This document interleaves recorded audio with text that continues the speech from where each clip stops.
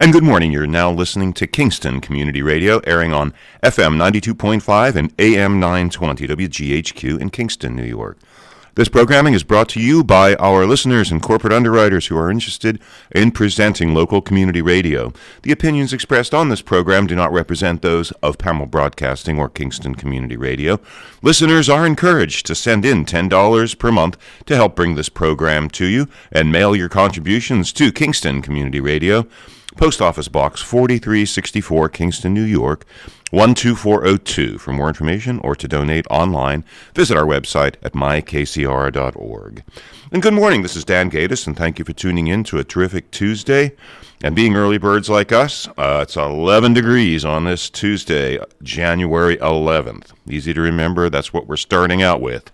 And because of that, Kingston City Schools remains on a 2-hour delay today, this morning, and more news on other schools as I get it. Okay, and weather and forecast for today is a high of 18 degrees, sunny, very cold, and then tonight it goes down to 9 degrees again, like it did last night. Wednesday, a high of 35, partly cloudy skies. Wednesday night, cloudy with a low of 23. And Thursday, pretty cloudy with a high of 38. And Thursday night, mostly cloudy skies with a low around 25. We'll be right back after these messages.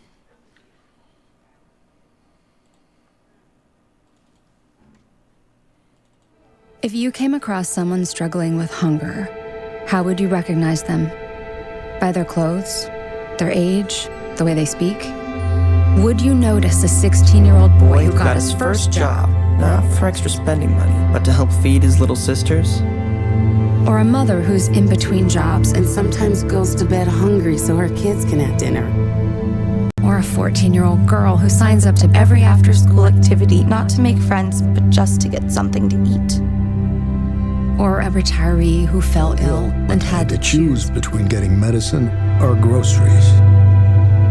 I am the 1 in 8 Americans who struggle with hunger. People you pass by every day but never knew were hungry. I am hungered in America. Hunger can be hard to recognize. Learn why at IamHungerInAmerica.org. Brought to you by Feeding America, 200 Food Banks Strong, and the Ad Council. Hi, this is Diane Eastwick from Athens, New York, and I support Kingston Community Radio, and so should you.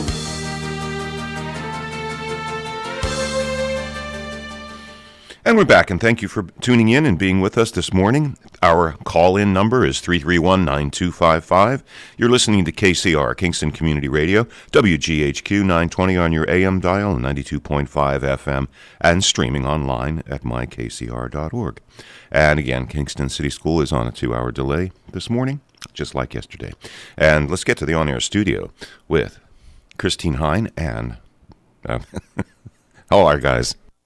I am not up yet. Cameron Rylance and Christine Hine. Hey, good morning. How are you? I'm just grand. Thank you for pinch hitting for Nina. No problem. She's, I'm not actually sure. Hopefully she's doing something fun. And it's not I hope she's doing something work fun. Related.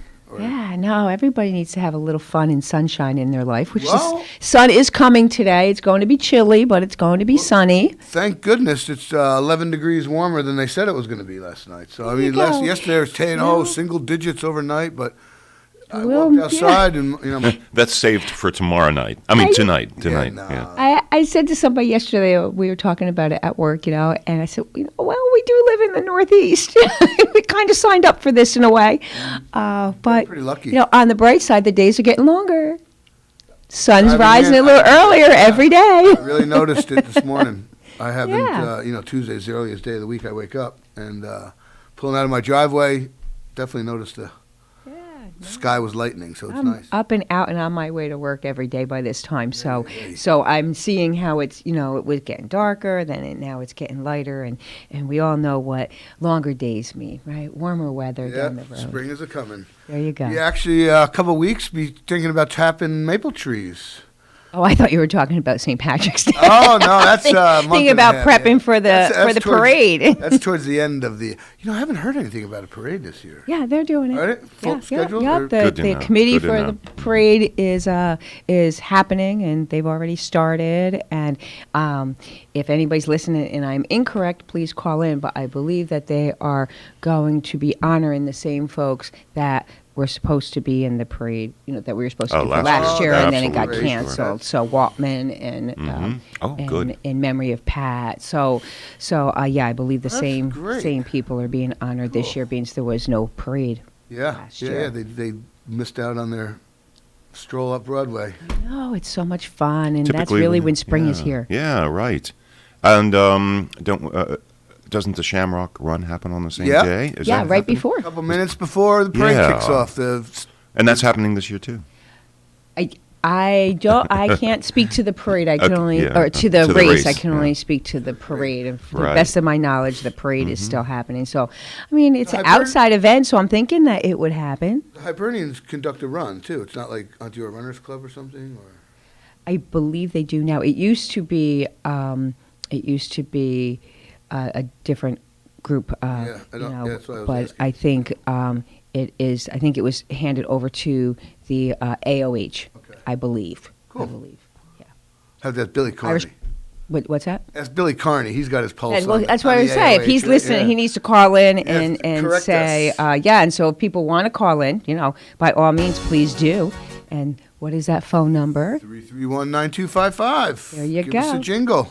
It is a call-in show, so we have a couple guests. I know Dan Whalen from the Boys and Girls Club is going to be on. He always does a fabulous job. Yep. I mean, they're doing great things over there. We're lucky to have them in Yes. our community, for sure. For sure. Um, And then you said Carl Brown? Carl Brown. Community Action Yeah, is Community coming on Action later. and Harambe and all sorts of stuff that Carl's involved with, as well as, local guy, man about town. There So, you go. There you go. He's always got some good stuff to talk about. And there's all kinds of interesting things happening around our town. So Big hearing tonight, right? Or that's tomorrow night on Tomorrow the Kingstonian. night, Big yeah. hearing on that. I think it's wonderful that people have the opportunity to get to speak their mind and have a forum to advocate either for or against, Yeah, yeah. whichever way you stand for it. interesting to see how the article in the paper. I don't know if you saw this yet today. I did not see the paper. yet. Chris Ray coming out countering some of the claims of the anti-Kingstonian folks about the closure of Fair Street, how it's going to impact public safety and the fire department and all that. So. Right. Yeah. Well, I'm glad that he was able to clarify Correct. where Absolutely. the fire department stands. Oftentimes, whether you're no matter where you are, fire department, police department, DPW, whether it be at people's place for whatever we do, or when people speak for you, it's better for you to speak for yourself. And so I Absolutely. think that whenever anybody stands up and Yeah. gives whatever their professional perspective is based on a topic, if it concerns them, it's good to know. Absolutely. Yep. And the opposition has been extremely vocal, so it's good that both sides have a chance to publicly air their That's what I think. sides. I think So- it's good to have a public forum and for Absolutely. people. Hopefully, both sides, with everything, listen to what the other person is saying. And you don't always have to agree with the other side, but I do think that folks need to start listening to both sides of a story and giving people at least the opportunity to say their views. I've been to City Hall for different things, not for this particular topic, but for other topics, and sometimes it can get frustrating when folks are speaking and they get cut off, or the louder person wins, Yeah. or there's interruption. So I hope that however it goes tomorrow night, that whomever is there, that they're respectful of whoever has the floor at that time, because that doesn't always happen. Yeah, decorum, angers, tempers flare, and Right. people get riled up, and obviously there's a lot of passion involved. So Right. civil discourse needs to be maintained. So hopefully, Yeah, hopefully. it'd be And nice. I forgot what pundit I heard on the radio. It was a news report about it seems like there's collectively, our society may be getting sick of this anger and the butting heads, and there's a line that can't be crossed, and there's no more gray area. Everything's black or white. Yeah. And return to civility was like the topic of the little essay. Yeah, that's kind of what we're talking about. Exactly, that would be wonderful. I'm all for it. Yeah, but, I just think it's important. It's just, at least at the bare minimum, it's respectful. And in some areas, I think we've lost a little bit of that. Yeah. And I don't know what that's about. Some people think it's, the ability to have been on social media and say whatever you want with no repercussions. And I think no matter what you say, there's always some kind of repercussion. Yes, absolutely. Yeah. Words just don't disappear. Once they're said, you can't unring the bell, as they say. Right. And you kind of think, change has to come from the top down and the bottom up as well. So, it's a group effort. Yeah, absolutely. I love tuning out on social media. I only look at, when I say social, I don't follow Twitter or no Instagram. I don't either. I log on to Facebook once in a while. I have Facebook because you got to kind of, I hate to say it, but a lot of times it's where you find out something. I never know anything that's going on if I don't go on Facebook sometimes. You miss parties. Facebook. It is kind of like this black hole that sucks you in, and then all of a sudden it's, 45 minutes later and you're like, holy moly, I have stuff I really have to get done. But, we use it a lot for People's Place because it's how we get the word out of what we're doing. And I think a lot of organizations, especially not-for-profits, use Facebook and Instagram because it is a free way to be able to spread your message and talk about the free services that you're offering.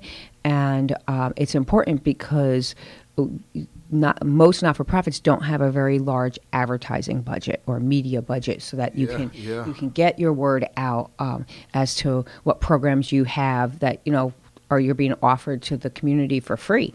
And so it's good. It has its pluses, but it also can also be an area for much misinformation. Yeah. But that's why we have Kingston Community Radio. That's right. Because we're there to spread all kinds of local information. You always set the record straight. That's correct. So if you love listening to us, you can also always make a donation to us. And if you don't think we're setting this record straight, let us know. That's right. You can call it. Absolutely. Or email. So big news on the sports front with the New York Giants. New York Giants getting rid of their general manager. Hopefully. Oh, and Georgia won last night. Finally, Alabama has been unseated. Well, it's been a year or so, but to me, Alabama is like the Patriots. They've been so good for so long. Okay. Nick Saban, he has a program. So you're rooting for the underdog, is what you're saying. Yes. Yeah. Just because I like the underdog. There you go. Georgia's got Uga, the mascot, the bulldog, the English bulldog. Uga, whatever his name is. Oh, I think I've seen that mascot. Yeah. Uga, University of Georgia, Uga. Yeah. I forget what number. It's like he's like number 14 or something like that. They've had one for 50 years. And they give each dog a different number. Uga 1, Uga 10, whatever. Yeah. That's cute. Yeah, it's cool. They are really cute looking dogs. Oh, it looks like it's like it's droop. I mean, it's like a full-on droopy. Yeah. Dog. It's That's funky. Great. Who takes care of the mascot? Oh, I'm sure there's the veterinary program. I'm sure that dog. He has to sleep somewhere. That's what I'm saying. Like, who does he technically belong to? I'm sure there's a handler. It's probably a huge honor.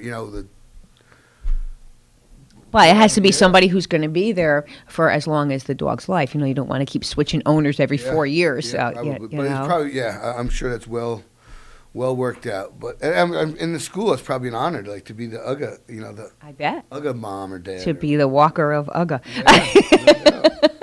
That's like the honor of the honor of like Ohio State. The world famous marching band they have. On their homecoming, they always do an elaborate and they spell out Ohio.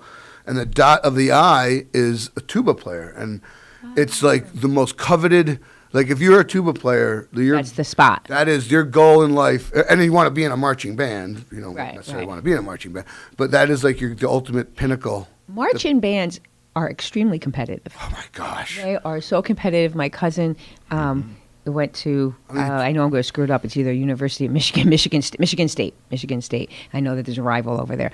But he was in the band, and it's extremely competitive. In big schools like that, they're on scholarship. You know, Yeah. those, He went on scholarship. It it's, was extremely I mean, competitive. just look at Kingston. I mean, that's like when they go to their high school level, it's competitive. And, It is competitive there, but Used to- isn't it so great when you see them marching in the different parades? I was happy to see the Thanksgiving Day, Macy's Day Thanksgiving Day parade was back, and they had some high school bands. It wasn't as big as it had been, but they were there, and it's great because how many people are missing out because of COVID and the restraints and the opportunities that they would have as KHS band has been there over the years.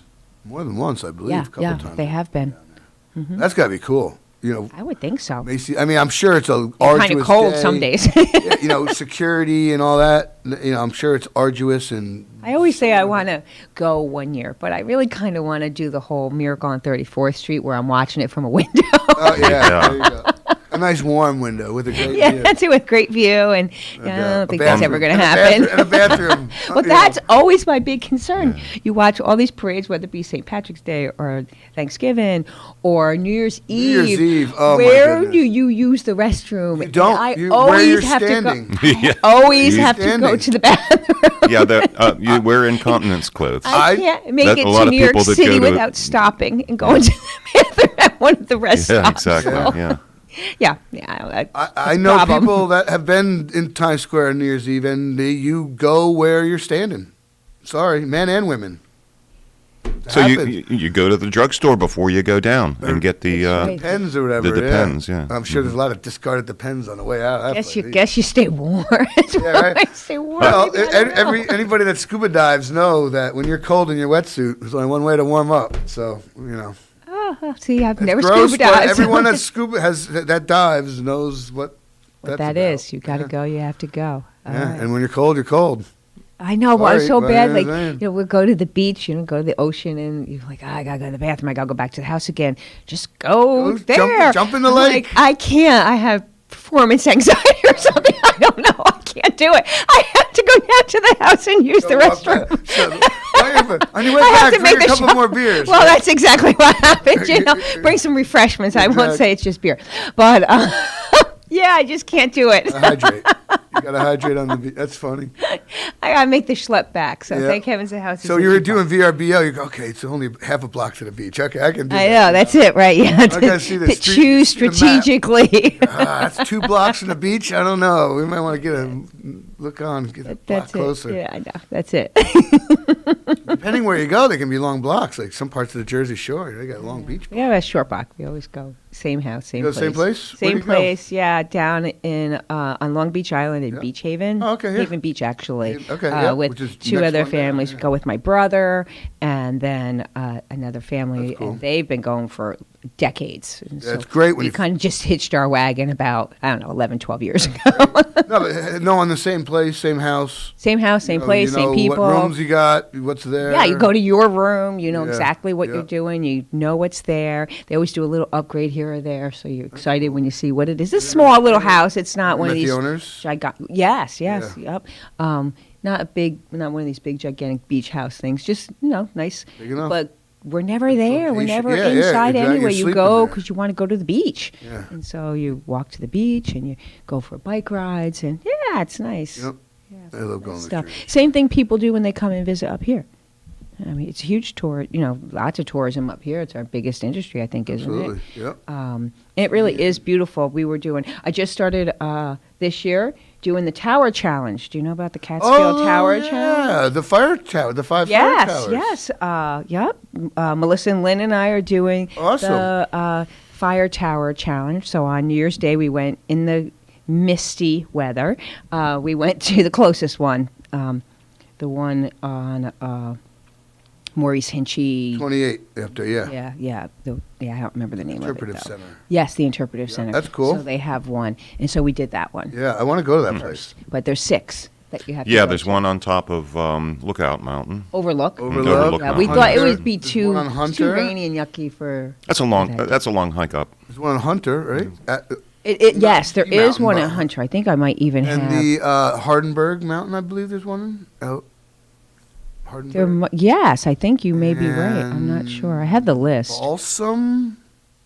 I don't don't know, but I will tell you because I'm going to go to all Yeah, of that's them. cool. A couple of them I think are, decent hikes. Yes, we actually went to that one because it was close and it was not really great weather, and we you don't want wanted to be on a mountain. And, right, and we wanted to at least safe. make our beginning commitment, right? There's another, and it's not part of the challenge, but over across the river in Rhinebeck. Oh yeah, I've been to that That's one. a That's cool pretty little cool. town, yeah. And you can actually go for quite a long trail there. There's all trails that wrap Yeah, around and wrap- kind of walks around the roadway. But Kinda you are cool. right. Balsam Lake in Hardenberg, Overlook Mountain, we said, Hunter Mountain, Red Hill, and Denon. Okay. Never been there. Mount Eustathia and Stamford, and Tremper Mountain. There you go. Shandaken. And Mount Trumper, amazing okay. views Yeah, on yeah. top of every one of those. The one in Amazing Stamford, views. is that still Ulster County, Stamford? It said, well, this is the Ulster County. Well, this is the Catskill Challenge. Yeah, okay. I don't think Stamford's Catskill in Ulster. Fire, so it might not be. No, because Hunter Mountain's not in Ulster County either. Oh, yeah, that's right, Green. Yeah. Yeah. So this is Okay, just so the Catskill yeah. Catskill Fire That's Challenge. cool. That's a nice little goal. Yeah. And then if you do them all, you send a photo, and then they'll send you a patch. Oh. We were joking about it. I'm going to sew the patch on my backpack. That's right. It's badge of honor. Then, of course, we started talking about the Girl Scout days, right? Where you had to get all the patches on your sash. And guess, I'll give you one guess how many I got. 7. All of them. All of them. Good.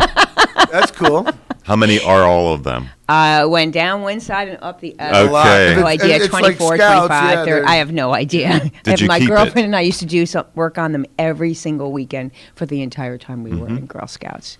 Yeah. Did you keep it?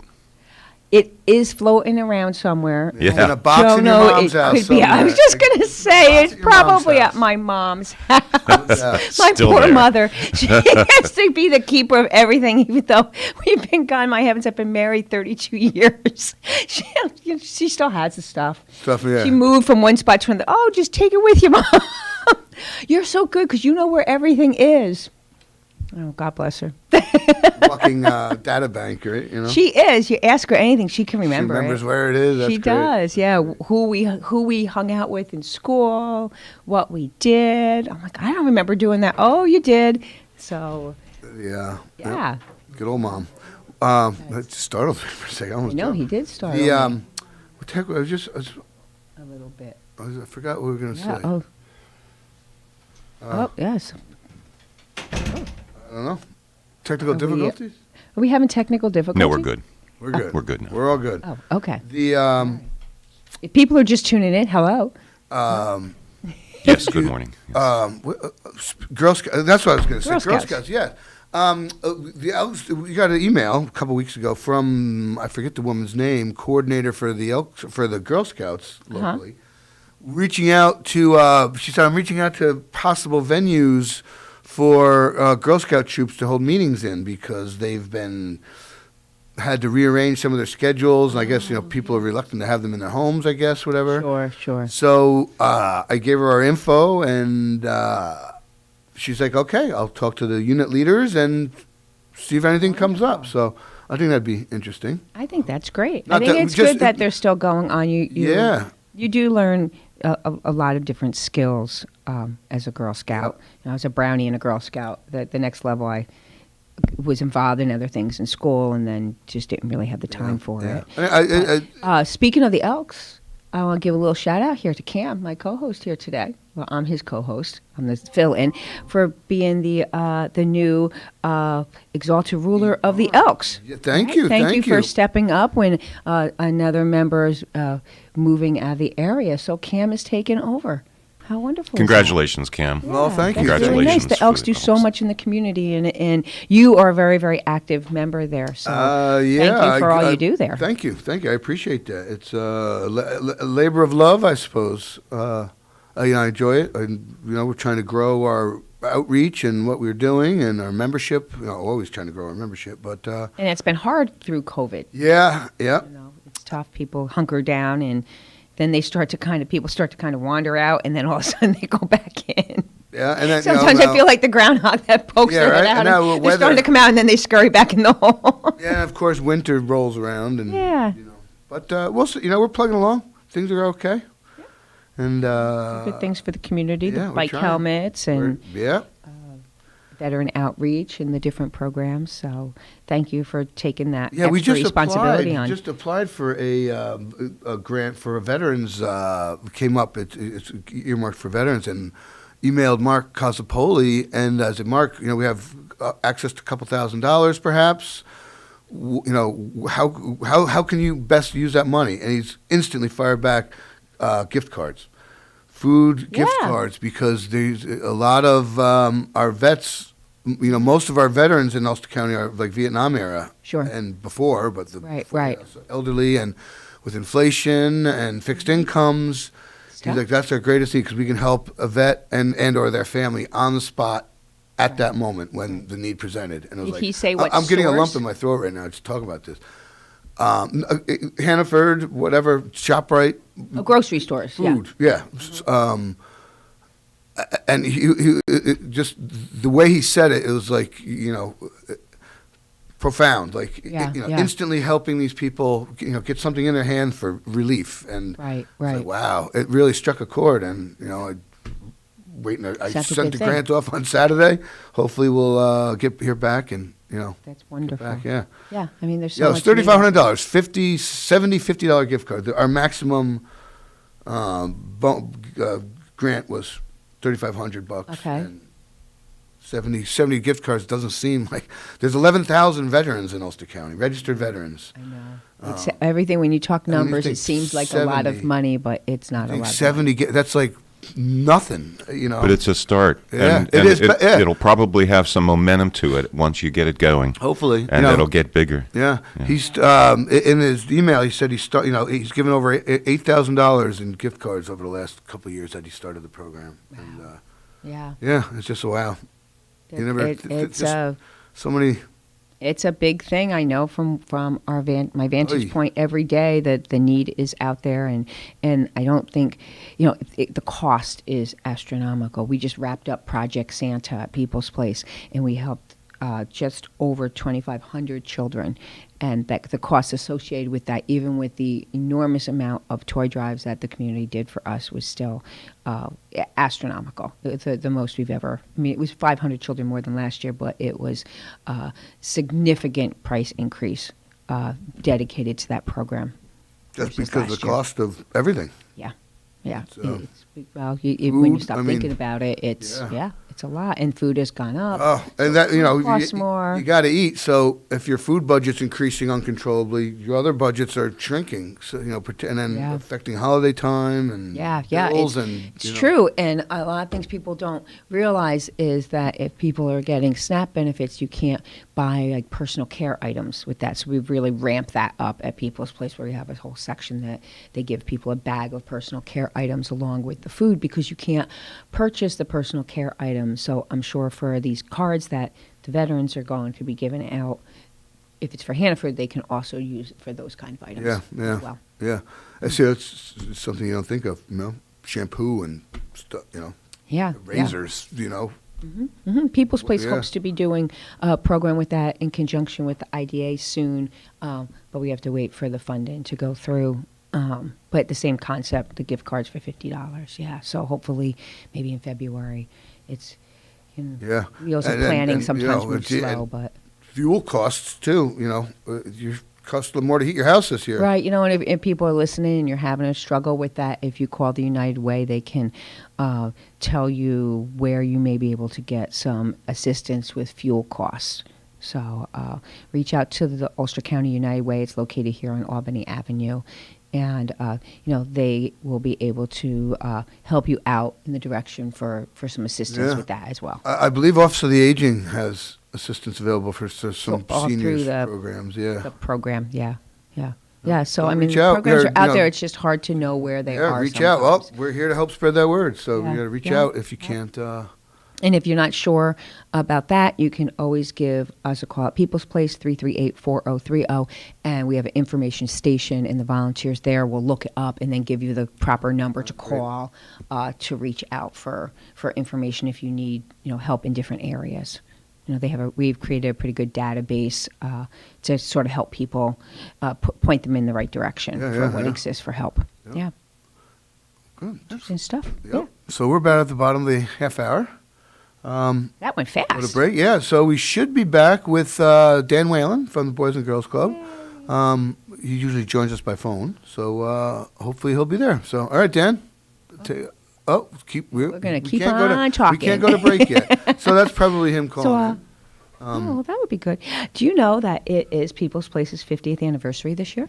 This year? This year. 2022? 2022. 50? Wow. Yeah, Another congratulations. That little note on our way out of the end of this half hour, but we are 50 Well, we'll have to years talk old about that. this year. I think, our last half hour, it's just us again. Oh, it is? Okay. Well, talk about any just gala plans that you add have. in filler for the next couple minutes Save before that. we go to break. Hold that thought. So, Dan? You got it. And thank you, Christine Hine and Cameron Rylance, for bringing us around to 7:30. And it is Tuesday, January 11th, 11 degrees right now here in uptown Kingston. And we'll be right back after these messages.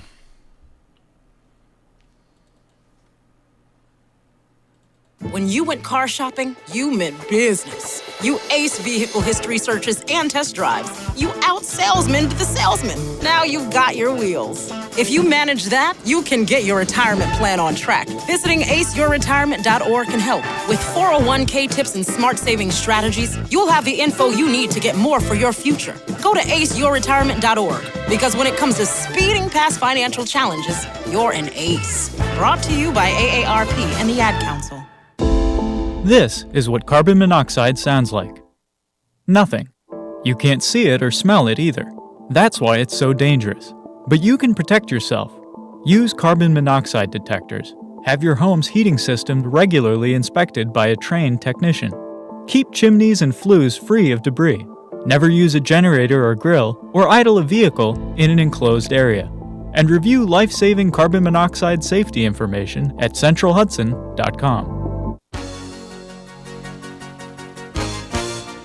Hi, this is Eleanor Arrow from the town of Ulster, and I support Kingston Community Radio, and so should you.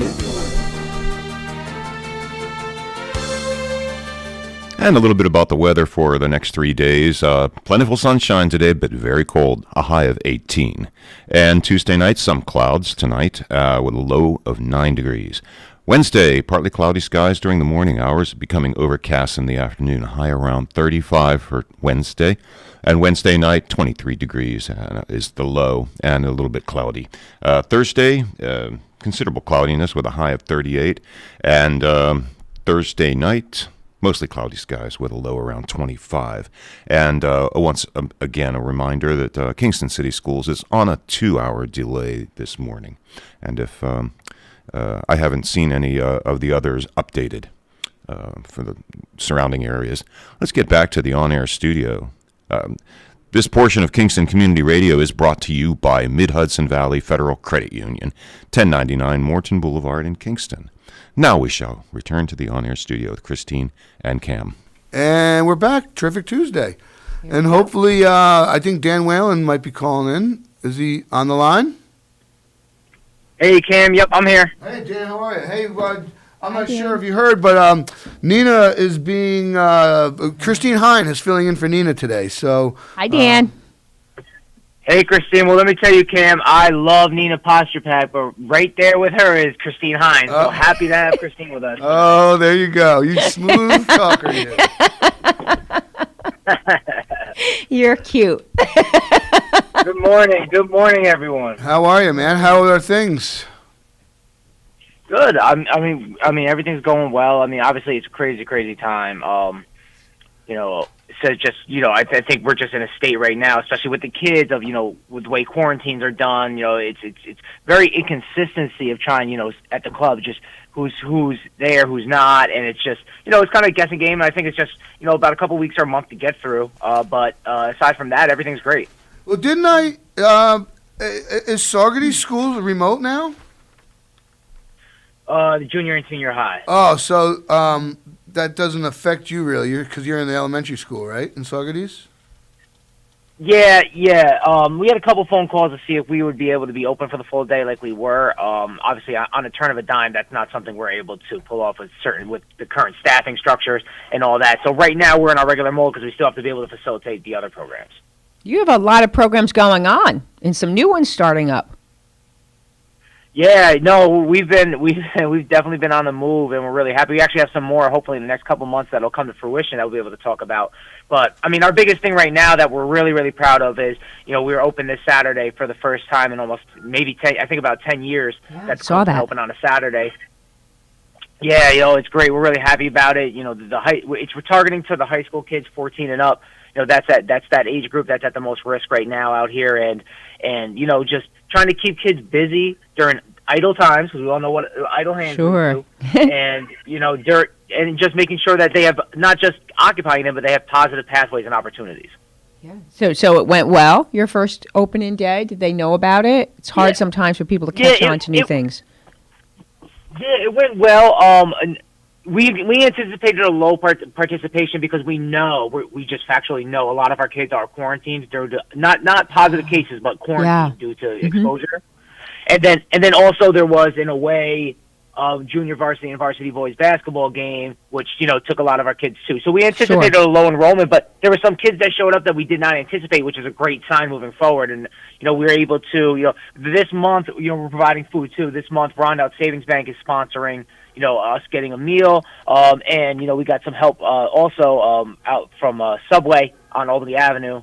So the kids got a nice healthy meal, had a good day, and we'll build upon it. That's a really great thing. Really good. And this, you're hoping to be open Saturdays year round, right? Not just during the school year? Yeah, year round for sure. We'll see. Everything's a moving target right now, and learning what's needed and what's around us. So there's a potential that maybe not in the summers, with a little more summer youth. We hope so, but we'll always adapt to what the youth tell us they need.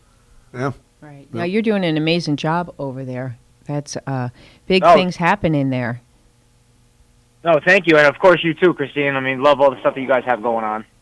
You have thank you. You have did it start, or I heard something about sort of like a career, helping the older high school students sort of see that there's other career options in the community, that it's not a dead end here, that there are potentials for young people, to careers for them to enter into and still stay within the community. Is that correct?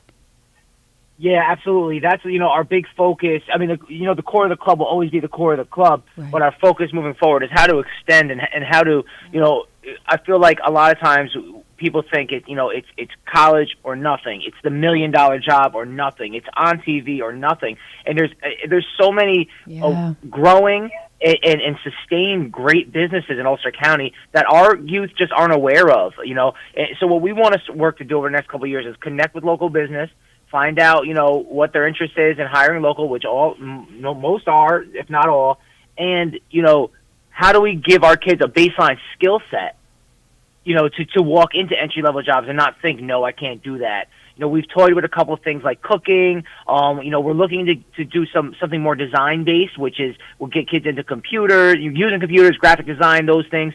So we're growing things here and there, and then trying to connect with the businesses to at least give our kids the opportunity to stay in Ulster County, be successful around their family. If they choose to leave, great. But we want to make sure that we have the opportunity first.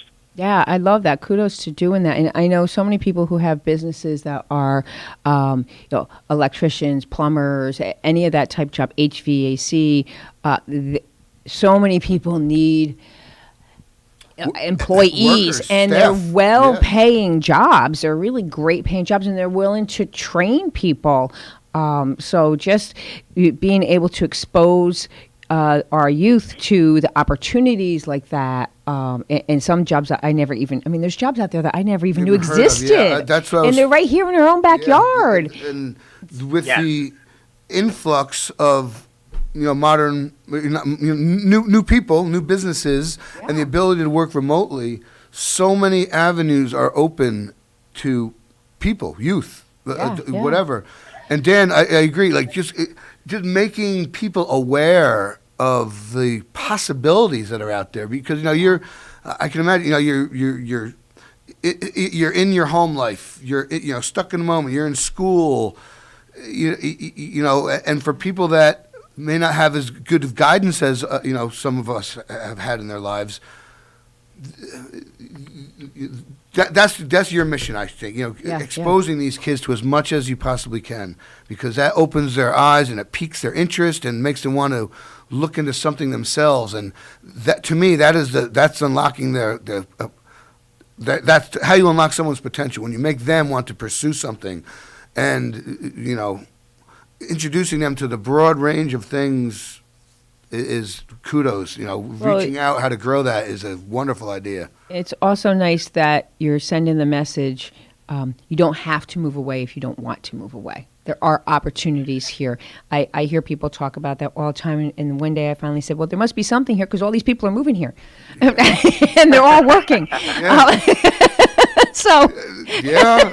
Pretty spot on. So thank you. Thank you for seeing this as something that is important and starting to shine a light on that. That's And guys, it's especially important in our neighborhood, especially with our kids, because our kids, they're in Midtown. They walk to Kingston High School. They walk back to Midtown. So they don't go anywhere where they see all these things. And also, we all know with today's youth, they got their AirPods in and they're on their phone looking straight down. And we just have to kind of pick their head up, look around, and bring them to places because, just with the way it's set up, Albany Avenue seems like Dutchess County to them. Yeah.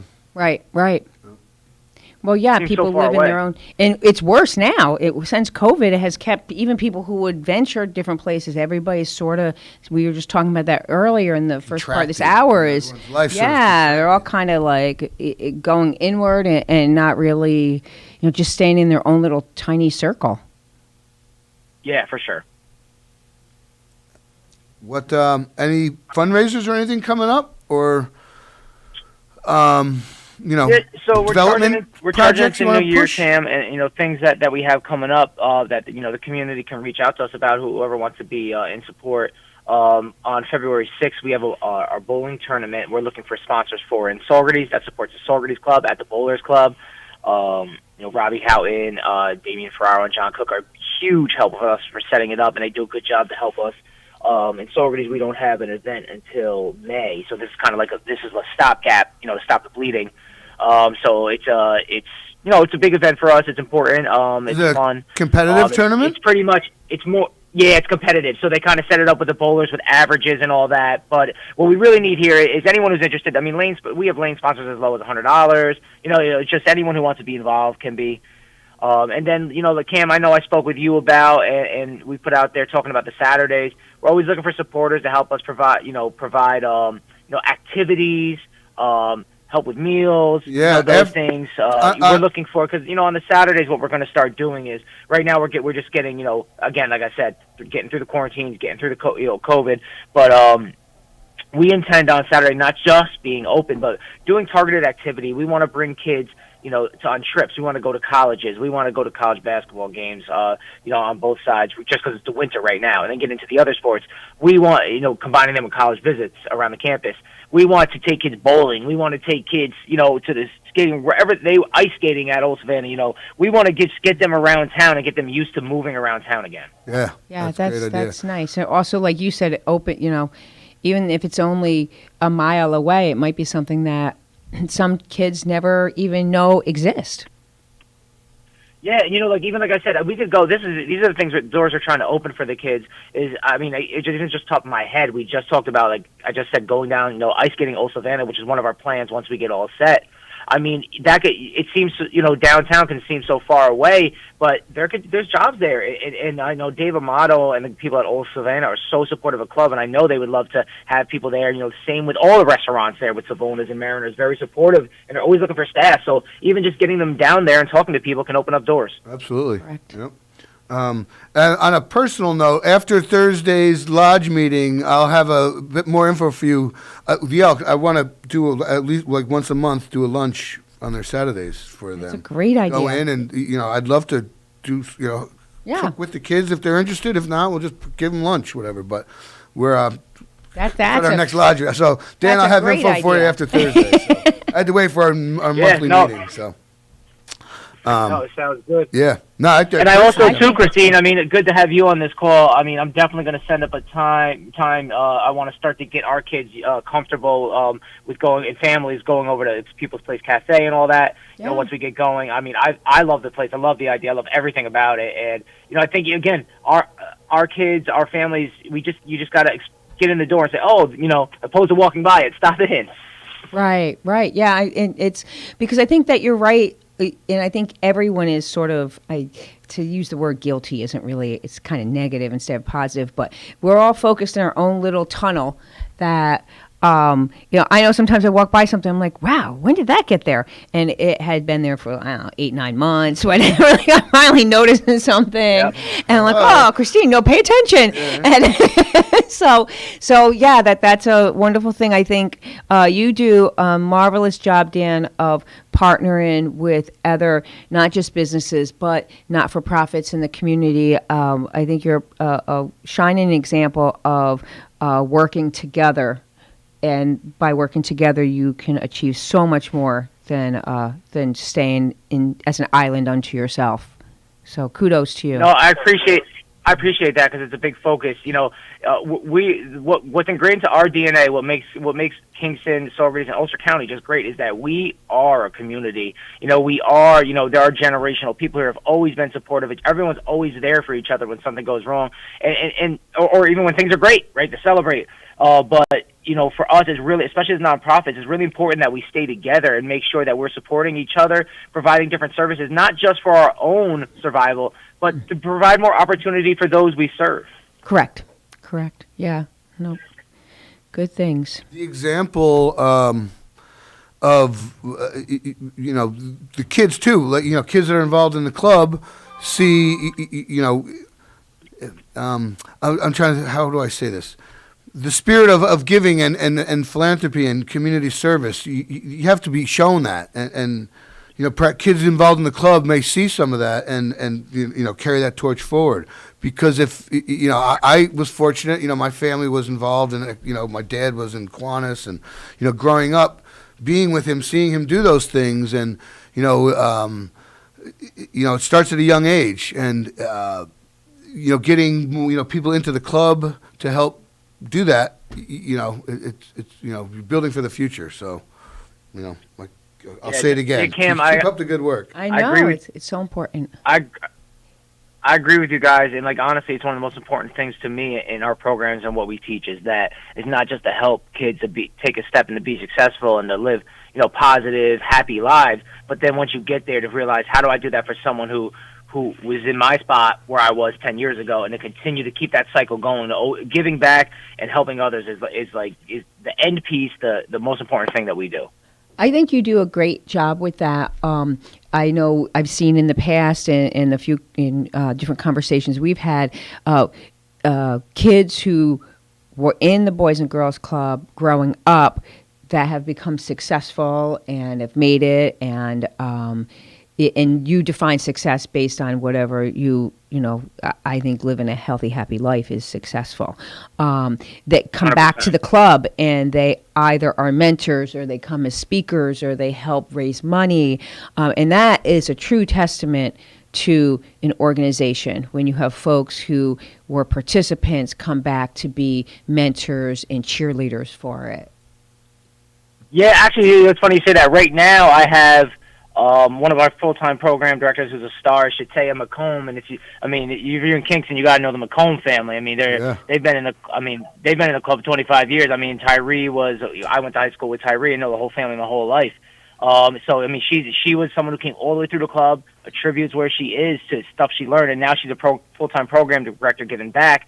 We also have Damian Moore working for us, who is 21 years old, and you know, a former club member 3 years ago, who's a part-timer. And then even out in Saugerties, we have in our main club, 2 of our part-timers are ex-club members and 2 of our school site staff. So yeah, we definitely try to always make sure that because they understand the experience and what we do, keep them coming through, and they always want to be a part. Well, and they're such beautiful role models. Yeah. And I actually forgot, working Saturdays for us, I don't know how I forget this guy, Quentin Johnson, who's a Kingston High School teacher, former club program director, football coach, and club kid. He's working giving his time to work the Saturdays for us. Oh, that's great. That's wonderful. Yeah, he's such a nice man. I had the privilege of meeting him when he was Santa on our roof this July, and that was the first I met him. And he's awesome. such He's a the nice best. man. Yeah. Are you basketball? Is that part of Saturdays? Pickup games and all that. And Kim, does that tie into the? It's always a part.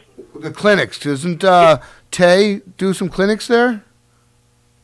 No, Tay doesn't have clinics here at club right now. I mean, I talk to Tay regularly. Me and Tay went to high school together and are good friends. He's always active in speaking to me about club and how he can help. But no, I mean, the clinics that we have on the weekends are really run mostly by the stuff that we do on that are run by myself, Matt Stote, and some community volunteers. We get great community support, especially on our basketball programs, but from high quality people like Brian Mills and Ann Fabiano donate their time, and then Mike Tiano and Socrates comes. We all do things together, and it's a group effort. But as far as the Saturdays, yes, I mean, of course, basketball is a part of it, but, it's not the whole thing. Some kids come in to play basketball. We're trying to get a multifaceted program. We have some things lined up over the next couple months, which I hope come to fruition, which I'll be able to report on the next time I come on. But we're working on building a multifaceted program. Sounds interesting. That's that's intriguing. Great. All different kinds. Well, and it's given kids and young adults the opportunity to learn maybe new skills, something they didn't know about before. Yeah. Exactly. And this is that targeted time that it's able for us to do those things. That's what we're really, really focused on with the Saturdays is, during the week, it's such a hustle and bustle with all the kids and getting out of school and homework, and it's busy, but you come in on Saturday for 4 hours, you have that time to do targeted program without all the extra distractions. Yeah. That's nice. That's nice. And will you have? I know you do homework help and tutoring and that sort of stuff during the week. Will you have that on Saturdays also? Kids have homework on Saturdays, right? Do they? I don't know. Probably. I don't remember anymore. Well, absolutely. Seems like Mickey We'll did. absolutely access that should it be needed. One thing we want to make sure is we're starting with a very loose environment. We want kids to get away from all the, relax. Okay. I want the Saturdays to be, like you talked about, the community service time, Fine. the conversation time, right? If you got an hour straight to talk about things going on, it's a good time to take a deep dive. But it is a conduit to bring high school students in. Actually, it's kind of the word, right? It's kind of a conduit. We're trying to access kids who aren't accessing the club as well during those times because it's less restrictive, which are more likely to get them in. And then we have programs like we talked about before. We have credit recovery at the club through our collaboration with Kingston High School. Twice a week we have teachers that come from 3:15 to 4:30 and sit with kids and do a credit recovery program. So maybe we use Saturday to get them in, find out their grades aren't good, move them into credit recovery on Thursday, and now kids are making up grades. Yeah, That's wonderful. Yeah, that's a great thing. Yeah. Credit recovery, just to clarify for listeners, credit recovery is school credits, not financial credit. That's a great thing because you're giving kids hope. Like they might just be like, oh well, who cares? I screwed up when I was in a sophomore, and now there's no recovering from it. There's nothing. Why bother? And you're giving them the opportunity to realize that there's always a second chance. And and that's the word, Christine. You can't do things for people, and you also can't make people get involved. The best thing you can do is just provide an opportunity and hope that people take them, whether it's from a business perspective with the club or a club kid with a program.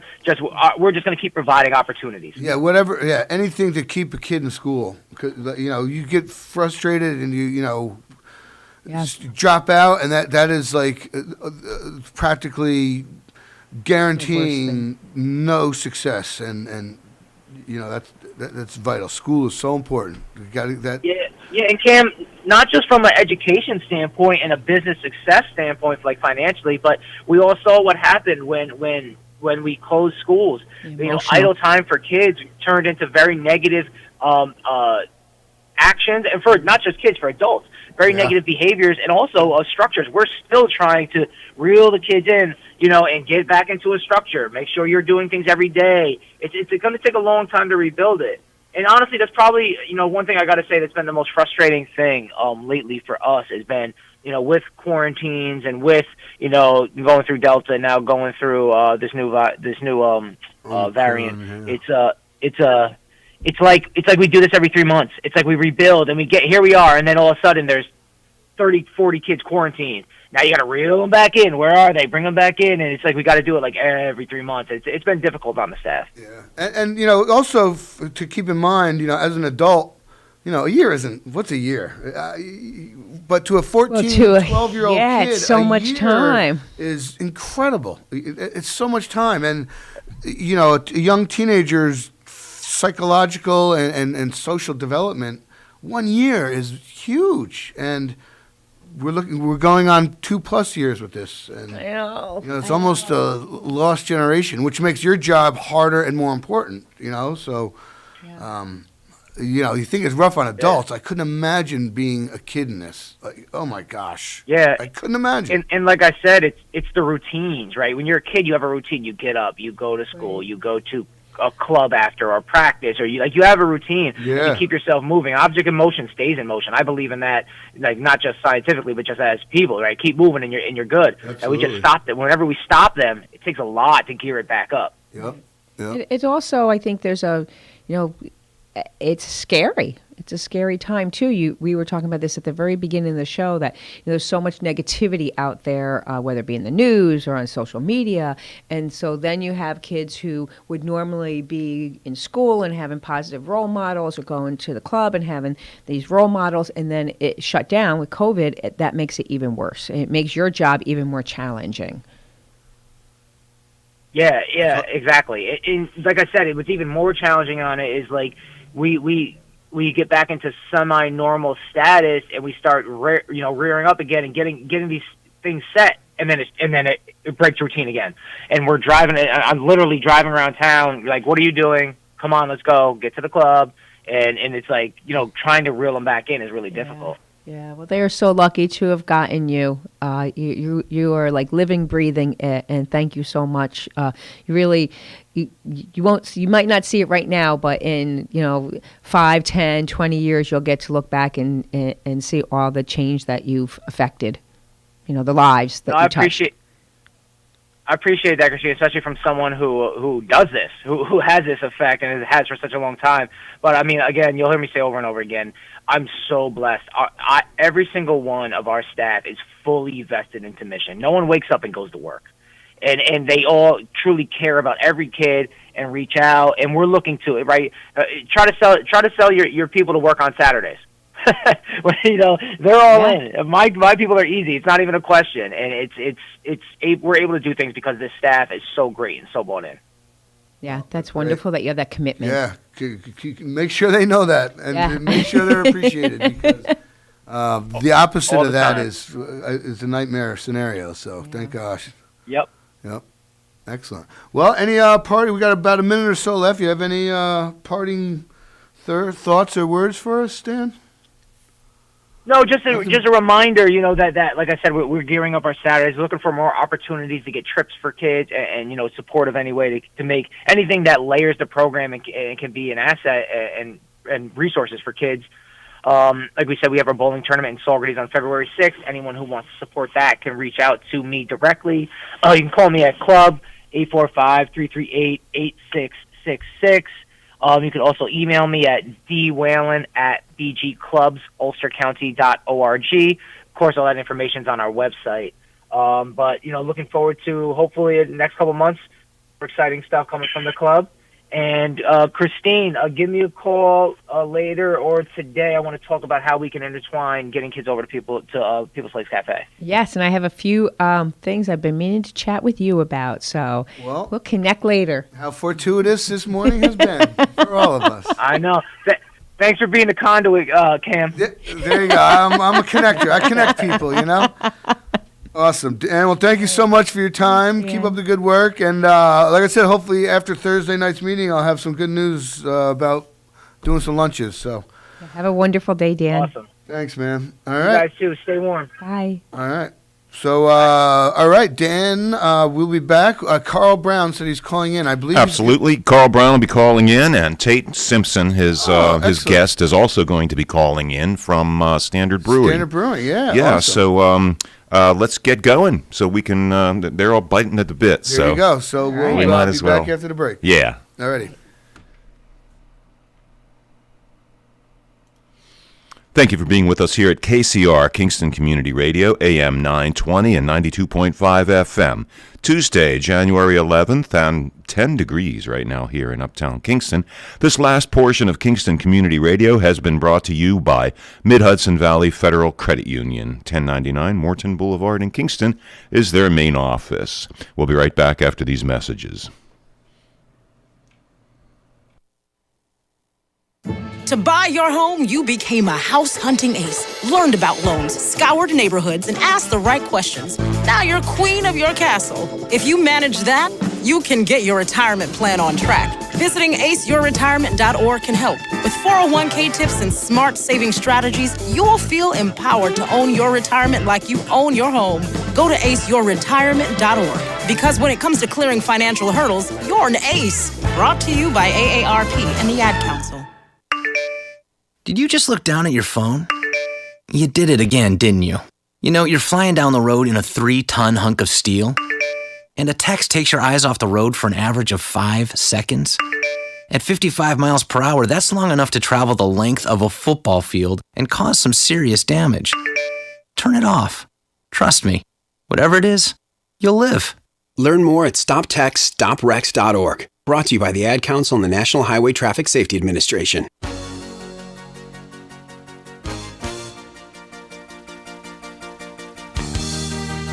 Hi, this is Dina Roy from Hurley, and I support the Kingston Community Radio, and so should you. And we're back. You're listening to KCR, Kingston Community Radio, on WGHQ, AM 920 and 92.5 FM, and streaming online at mykcr.org. As we know, the temperature isn't going to get up too high today. It's going to be a high of 18 degrees. Be safe. Wear your ice cleats if you're going out on areas that you're not familiar with. And tonight, some clouds, a low of 9 degrees. And Wednesday, partly cloudy skies during the morning hours, becoming overcast in the afternoon. A high around 35 for tomorrow. And tomorrow night, cloudy with a low of 23. Thursday, considerable cloudiness with a high of 38 degrees. And Thursday night, mostly cloudy skies, low around 25. So we're not seeing any snow, at least in the next couple days. And Kingston City Schools is on a 2-hour delay today. This upcoming portion of Kingston Community Radio is brought to you by Robert Baum Commercial Realty, located at 79 St. James Street, Kingston, New York. Visit rgbaum.com for more information. Now let's get back to the on-air studio with Cameron Rylance, Christine Hine, and our new guest for this hour. But I guess we've got some birthdays, I hope. Well, sadly, welcome back. We don't have any official birthdays. However, Christine has a very important birthday announcement. I do have a birthday announcement.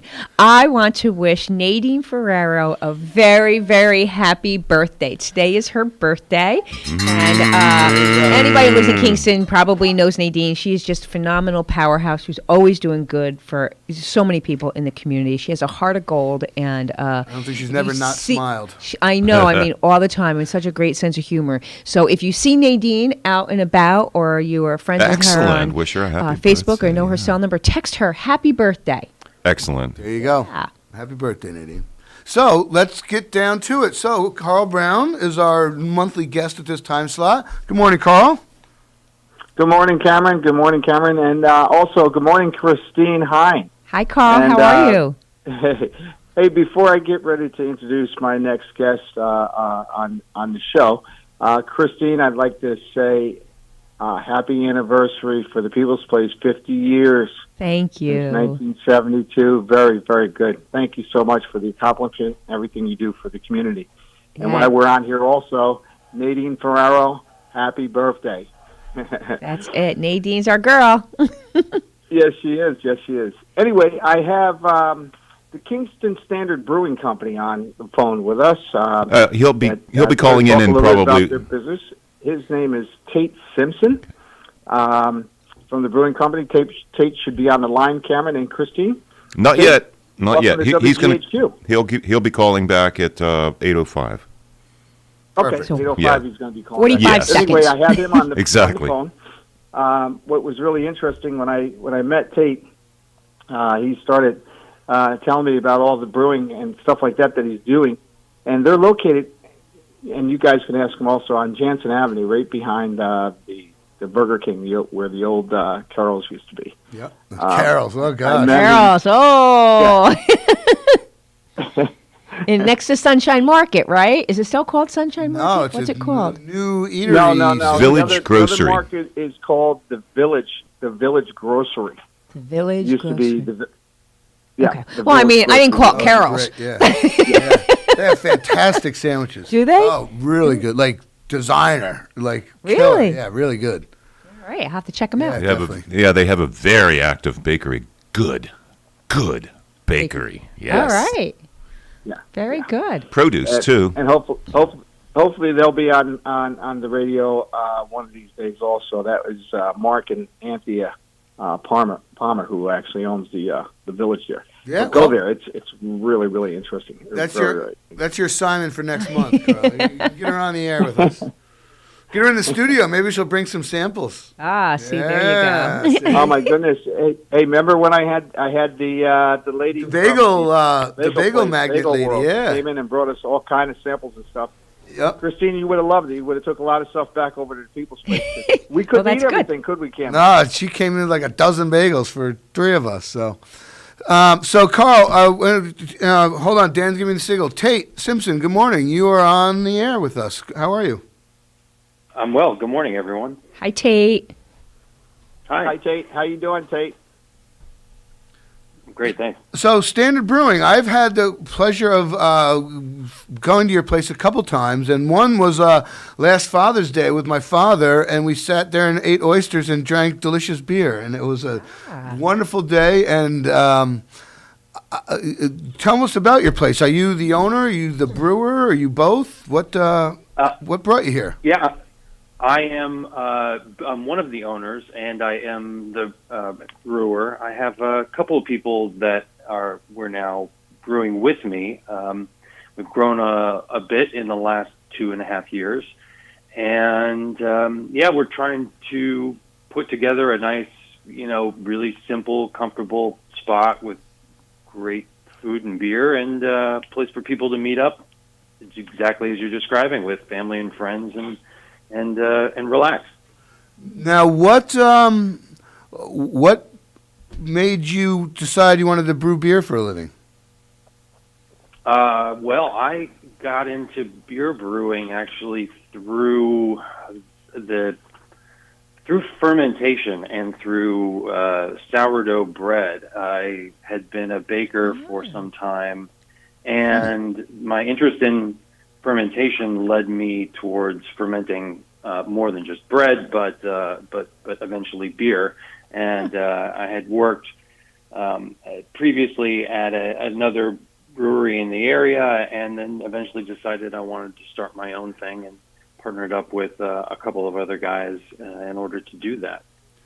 Now, when you say you were into fermentation, like food, like sauerkraut and kimchi, or Yeah, but mostly, like lacto-fermented pickles and sourdough breads and things like that, and that led me into beer. And I've done a little bit of kimchi, and kraut, but yeah. Do you offer like the sourdough breads and things like that at the brewery also? Like, do you have a small menu? I know you have the oysters. I see the big signs.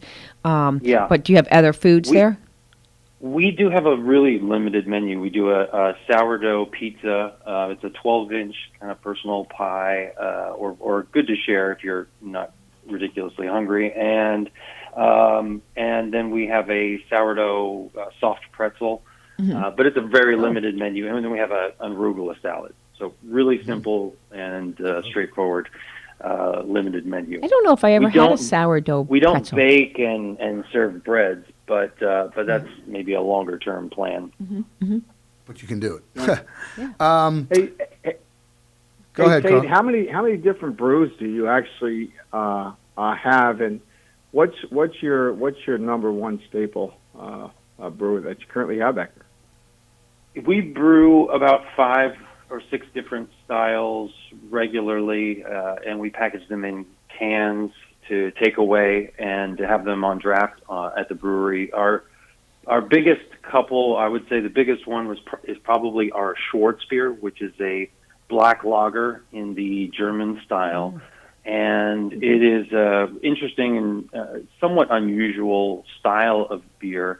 The color, which is completely black with a nice tan head, is looks like a porter or a stout, but it drinks like a much lighter bodied beer, more like a pilsner or a light lager. So it's incongruous and kind of a interesting in that respect. So that's one of our biggest ones. And then we also do a American style pale ale, and we do some other classic German styles like a Rauch beer, which is a smoked lager, and a Kolsch style ale. Kolsch is good. I like that. Awesome. Now, where does in the black the black lager, I guess, where does the color come from? Roasting one of the grains or something? Yeah, exactly. We use a black malt, which has been highly kilned to give it color. But the interesting thing about it is that it's a barley malt, so it has a husk.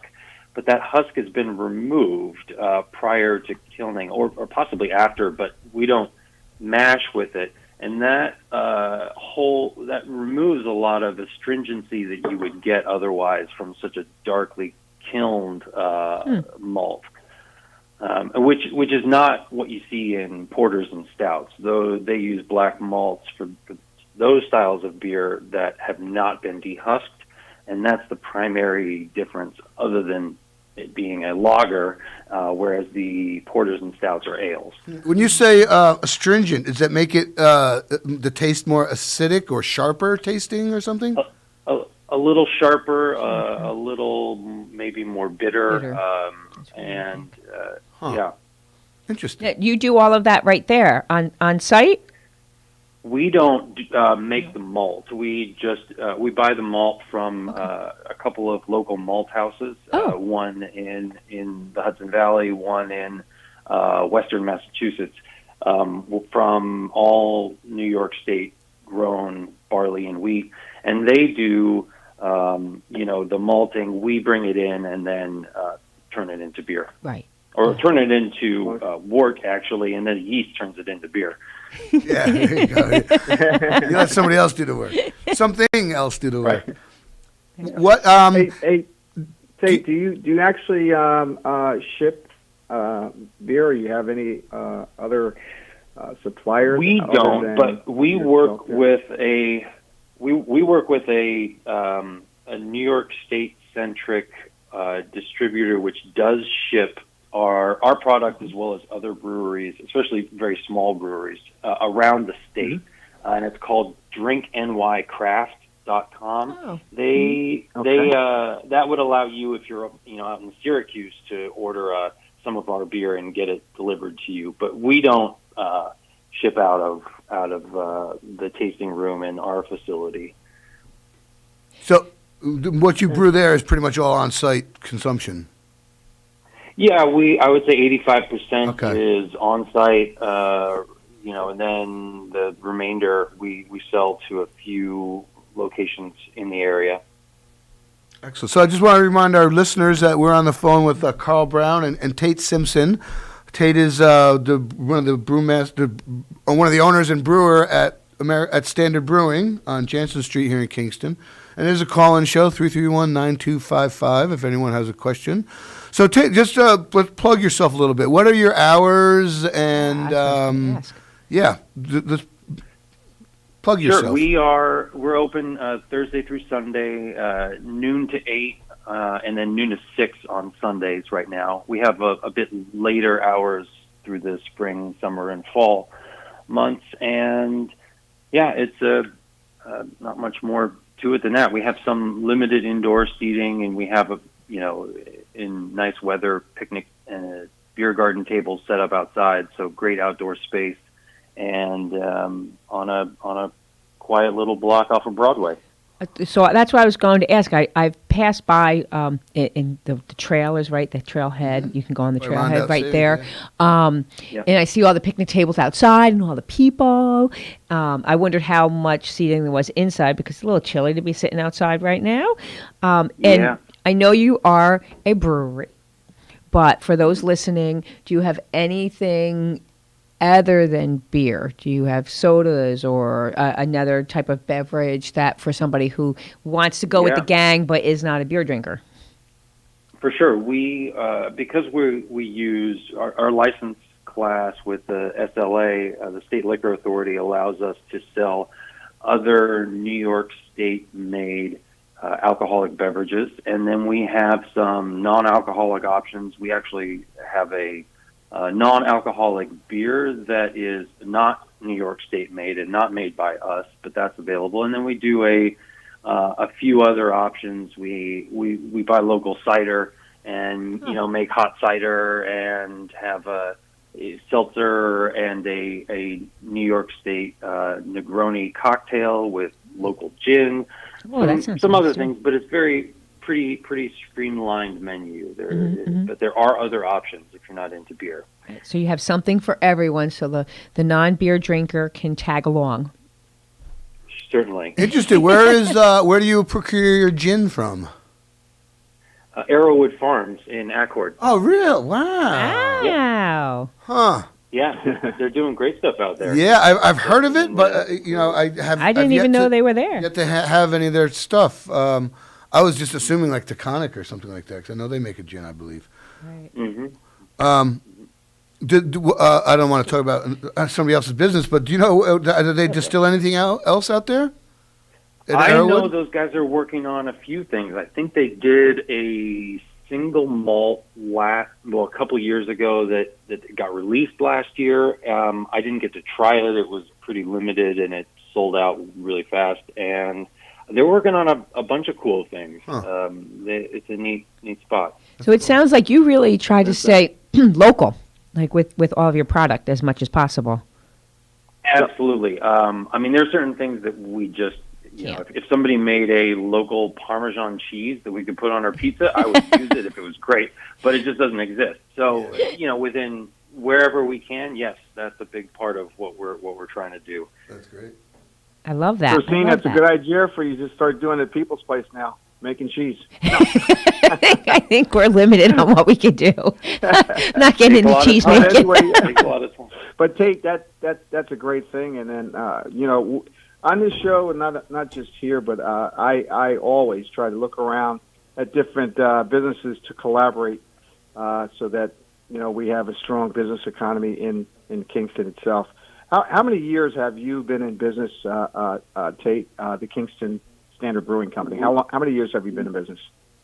We're coming up on our third anniversary in April this year. So we're pretty wonderful. Still relatively new. Now, Tate, are you relatively new to this area? No, I originally from the Pacific Northwest, Eugene, Oregon, and Southern California, but I have been in New York since 1997. Originally Poughkeepsie, and then a bit in New York City, and now Kingston for 8 years. That's great. Yeah. The new, I guess, for lack of a rail trail, pedestrian trail that they're extending through Kingston. One, you have the trailhead behind Randall Savings, which is right around your corner. Yeah, you can see the brewery right from that spot. Yeah. And then the one that's coming through, extending, I guess, parallel to Broadway. Do you see that as any beneficial to you, or is there any way you can benefit from that? Well, I think in so far as we are located on that trail, absolutely, we see some people walking and cycling up that trail and decide to stop in, and that's great. I think as much as we can offer a pit stop, if you will, for somebody who wants to stop and hang out for a little bit, that would be great. If there could be some sort of signage that you could possibly have put up, you'd have to get permission, I'm sure, but it's kind of a nice day. Food and beverage, this exit, Yeah, there's an area of the Wallkill Valley Rail Trail that is very, very, very fun to stop at, called the Rail Trail Cafe. Yeah. And they do entertainment, too. They do. Do you do any entertainment? I was just going to ask that. We don't bring in any live music currently. On a horizon, perhaps, or something that you're not particularly interested in? Well, it's it's not something that I'm. Not that I don't enjoy live music. I love it, but there are so many small venues and other places in which to go do that. I think it's nice to have an option in which that doesn't happen. So if you want to go see live music, you can go to someplace to do that. Yeah, sure. And you know that in ours, it's maybe more appropriate for having a conversation than watching an act. Right. Yeah. Your business, your choice. So. Hey, Tate, real quick, as far as your business model, I don't want to talk about scaling your business, but let's talk about growing it with different beers. You have about 6 beers right now.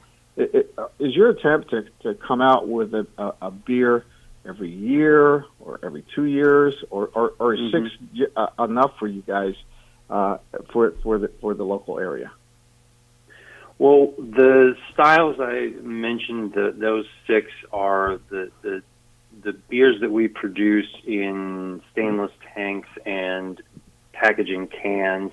But we also have, and since the beginning, are continually developing a program of barrel fermented beers that will be being released as they become ready.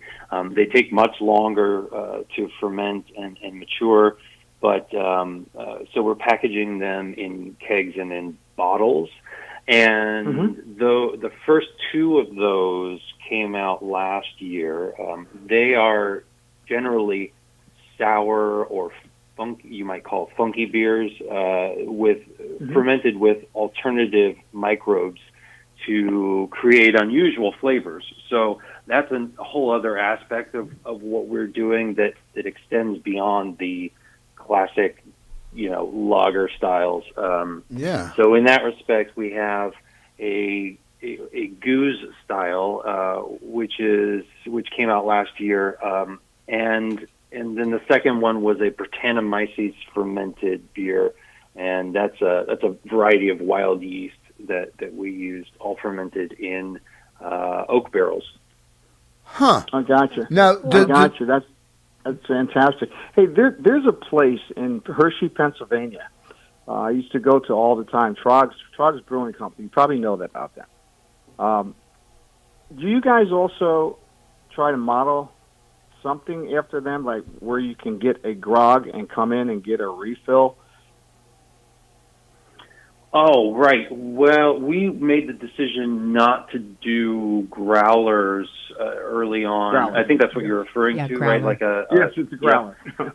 Yeah. The reason for that is that it has to do simply with the difficulty of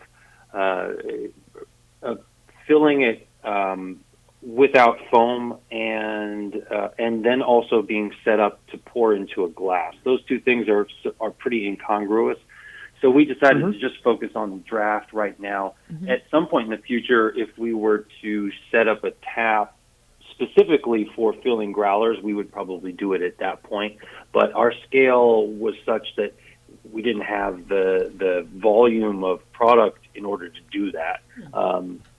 Okay. So we opted for packaging in cans when we started sending beer off site, but have not yet gone in that route.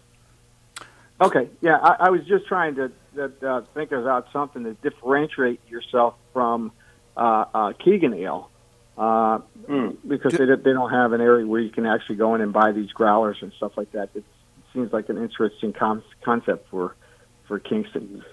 But anyway, again, Tate, where's your location so that listeners can actually find you guys? I know Jansen Street. A lot of people don't know about Jansen Street, and unless a lot of locals that've been here for a long time. Tell us exactly how to get there. What's the markers and how to find you? Sure, we're on it's 22 Jansen Avenue, and it is that which runs parallel to Broadway. We're just south of the hospital.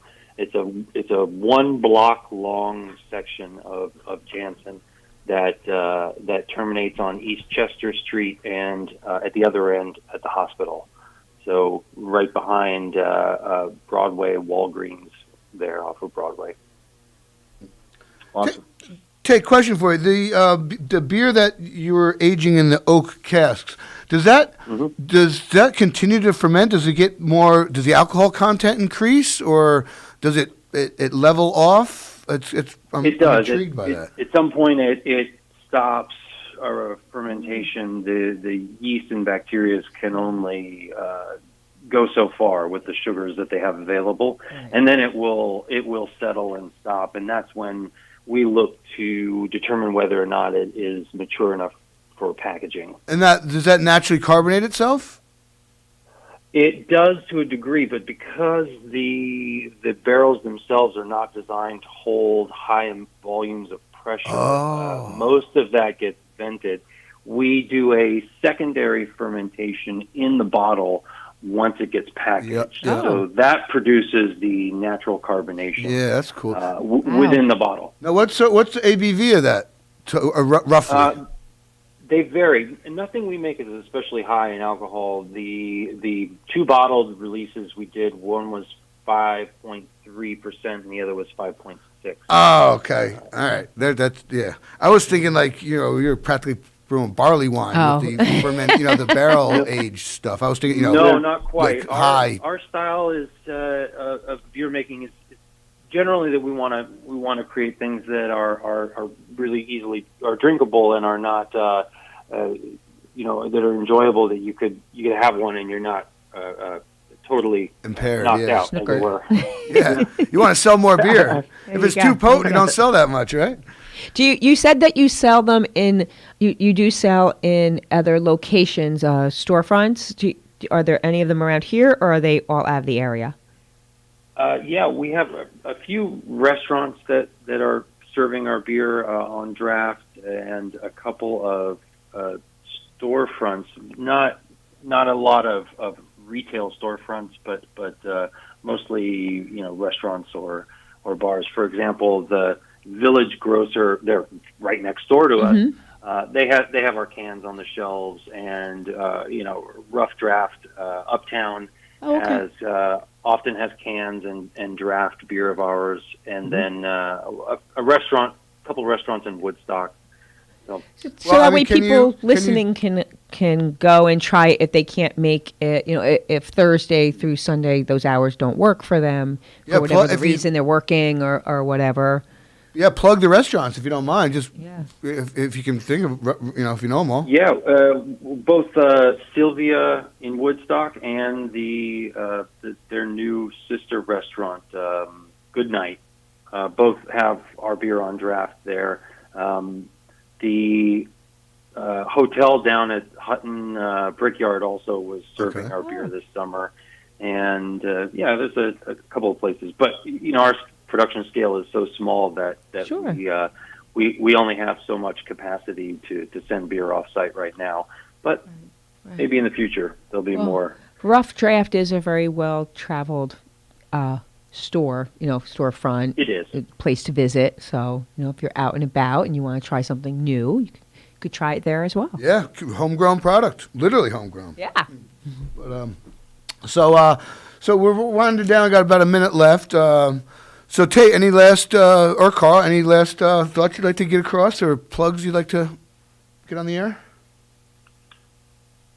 After you, Tate, you first. Well, I think we hit on a lot of Hit it all. important things for me. Yeah. Well, excellent. Well, to our listeners, go support. That's it. Gotta Standard support Brewing small in businesses, Jansen Street local. here in Kingston. Yeah, local business, local people. business. Can't go wrong. And Carl, thank you so much for twisting Tate's arm to get him on the radio with us. Yeah, I learned a lot. You're welcome. There you go. And You're welcome. excellent. So Thanks for making this your home. Tate, do you have a Happy to be here. website? We do. It's KingstonStandard.com. Excellent. Pretty easy to find. All right, Fantastic. cool. All right, Tate, well, thank you so much, sir. we appreciate it. Thank you guys for your time, and thanks for listening, everybody. So Yeah, cool. thank you. All right. Have a wonderful day. All right, Dan. Take it easy, Christine. Congratulations once again, 50 years, People's Place. Thanks. All right. You're welcome. Take care. All right. So that was good. So we'll be back after the break. Sue Copenhaver will be in the office. Said she's going to be a few minutes, running a little late.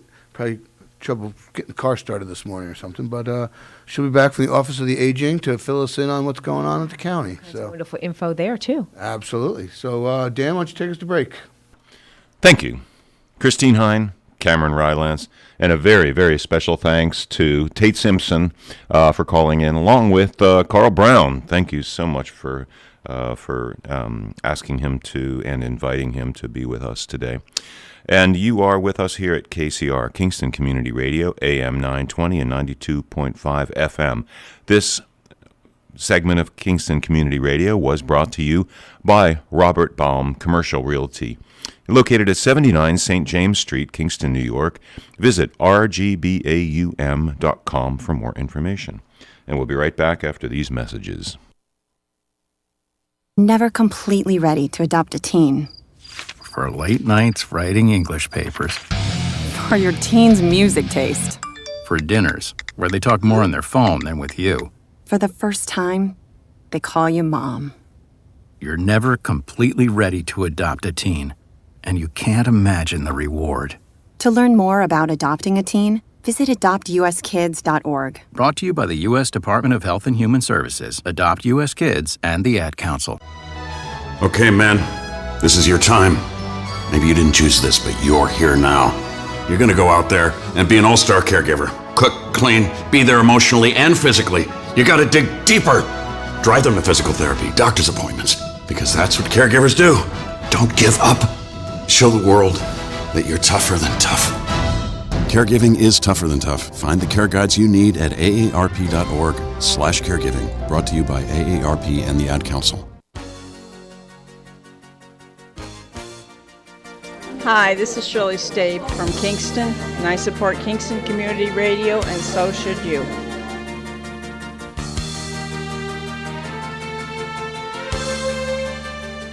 And you're with us here at KCR, Kingston Community Radio, AM 920 and 92.5 FM, and streaming online at mykcr.org.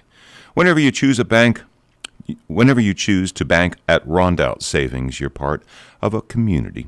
Rondout Savings Bank welcomes you to open an account today and discover what it means to be part of a powerful community bank, one that knows you by name. Rondout Savings Bank, always working for you in the community with branches in Kingston, West Hurley, and Hyde Park, also online at rondoutbank.com. Equal housing lender, member FDIC. And again, you're with us here at KCR, Kingston Community Radio, AM 920 and 92.5 FM. Plentiful sunshine today, but, right now it's 10 degrees. It's been, going down from 11 degrees to 10 degrees to 9 degrees. But our high today is 18, and some clouds tonight, with a low of 9 degrees again, and partly cloudy skies in the morning hours, and becoming overcast on Wednesday. And the high on Wednesday is 35. Wednesday night, 23 degrees and cloudy. And Thursday, considerable cloudiness with a high of 38. And Thursday night, mostly cloudy skies, low around 25. And let's get back to the on-air studio with Christine Hine and Cameron Rylance. Welcome back. Gluten stuff sensitivity. We are back. My mind is spinning right now because Christine and I were just talking off the air about sourdough bread and the way the sourdough is sour because it's fermented, and the lactic acid or whatever from the fermentation makes it sour because it's unique taste. But it affects the gluten, which and you said the owner of Bread Alone. Yeah, had said to me the gluten, you can, if you have a gluten allergy, sensitivity, sourdough bread should not affect you. That's huge. Wow, that is huge. You- Guess so you what? can't I'm thinking Craig Sickler can't drink beer because of it. I can't have beer because I have gluten allergies. Yeah. And so that's why I was interested to see what else they The sourdough had. pretzel. But yes, I know. So now my head's spinning, going, I have to go get a cider and a be able pretzel. to eat the whole one, but I could have like half a one. Yeah. No, but I'm just I You know the baguette that Bread Alone makes?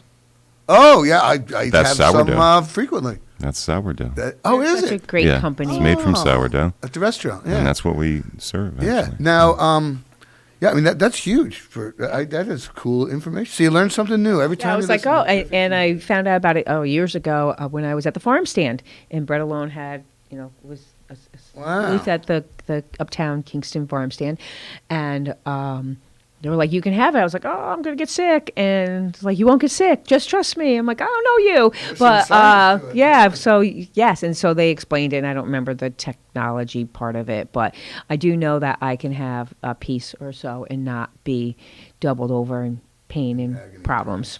Yeah, Wow, that's cool. So yeah, interesting. So what we're killing time here. Sue Copenhaver from the Office of the Aging is due in, and any announcements for anything of People's Place you need to get out there, or because you'll be our guest here next week. Let's not burn up all I can't bring up all the stuff, your right? All the stuff. exciting things, but we're open still. We even when it's cold, we are open Monday through Friday from 10 to 1 for the food pantry. The community cafe is open from 8:30 to 1, and then the Wellness Empowerment Center, you just go online and you can see when the different classes are offered. And keep in mind that all of it is free, and it's all open to anyone who lives in the community, all of Ulster County. We do follow the Kingston City school closings for snow. So if it's a snow day, we are closed. And interestingly enough, on Friday, of course, we are closed. I'm there. I still go in. It was funny. Oh yeah, good day. I'm like, nah, I was working. But the building itself, the services are closed. And someone commented, well, why? It's not that much snowing. You're not a school. Why do you close? And we close because one of our top concerns, and maybe even I hazard to say our top concern, is the welfare and security and health and wellness of our volunteers. And the overwhelming majority, like 98% of our volunteers, are all senior citizens. And they don't need to be out driving in icy weather or snowy weather, or even if it's not snowing at 9, would they come in if the storm starts at 11?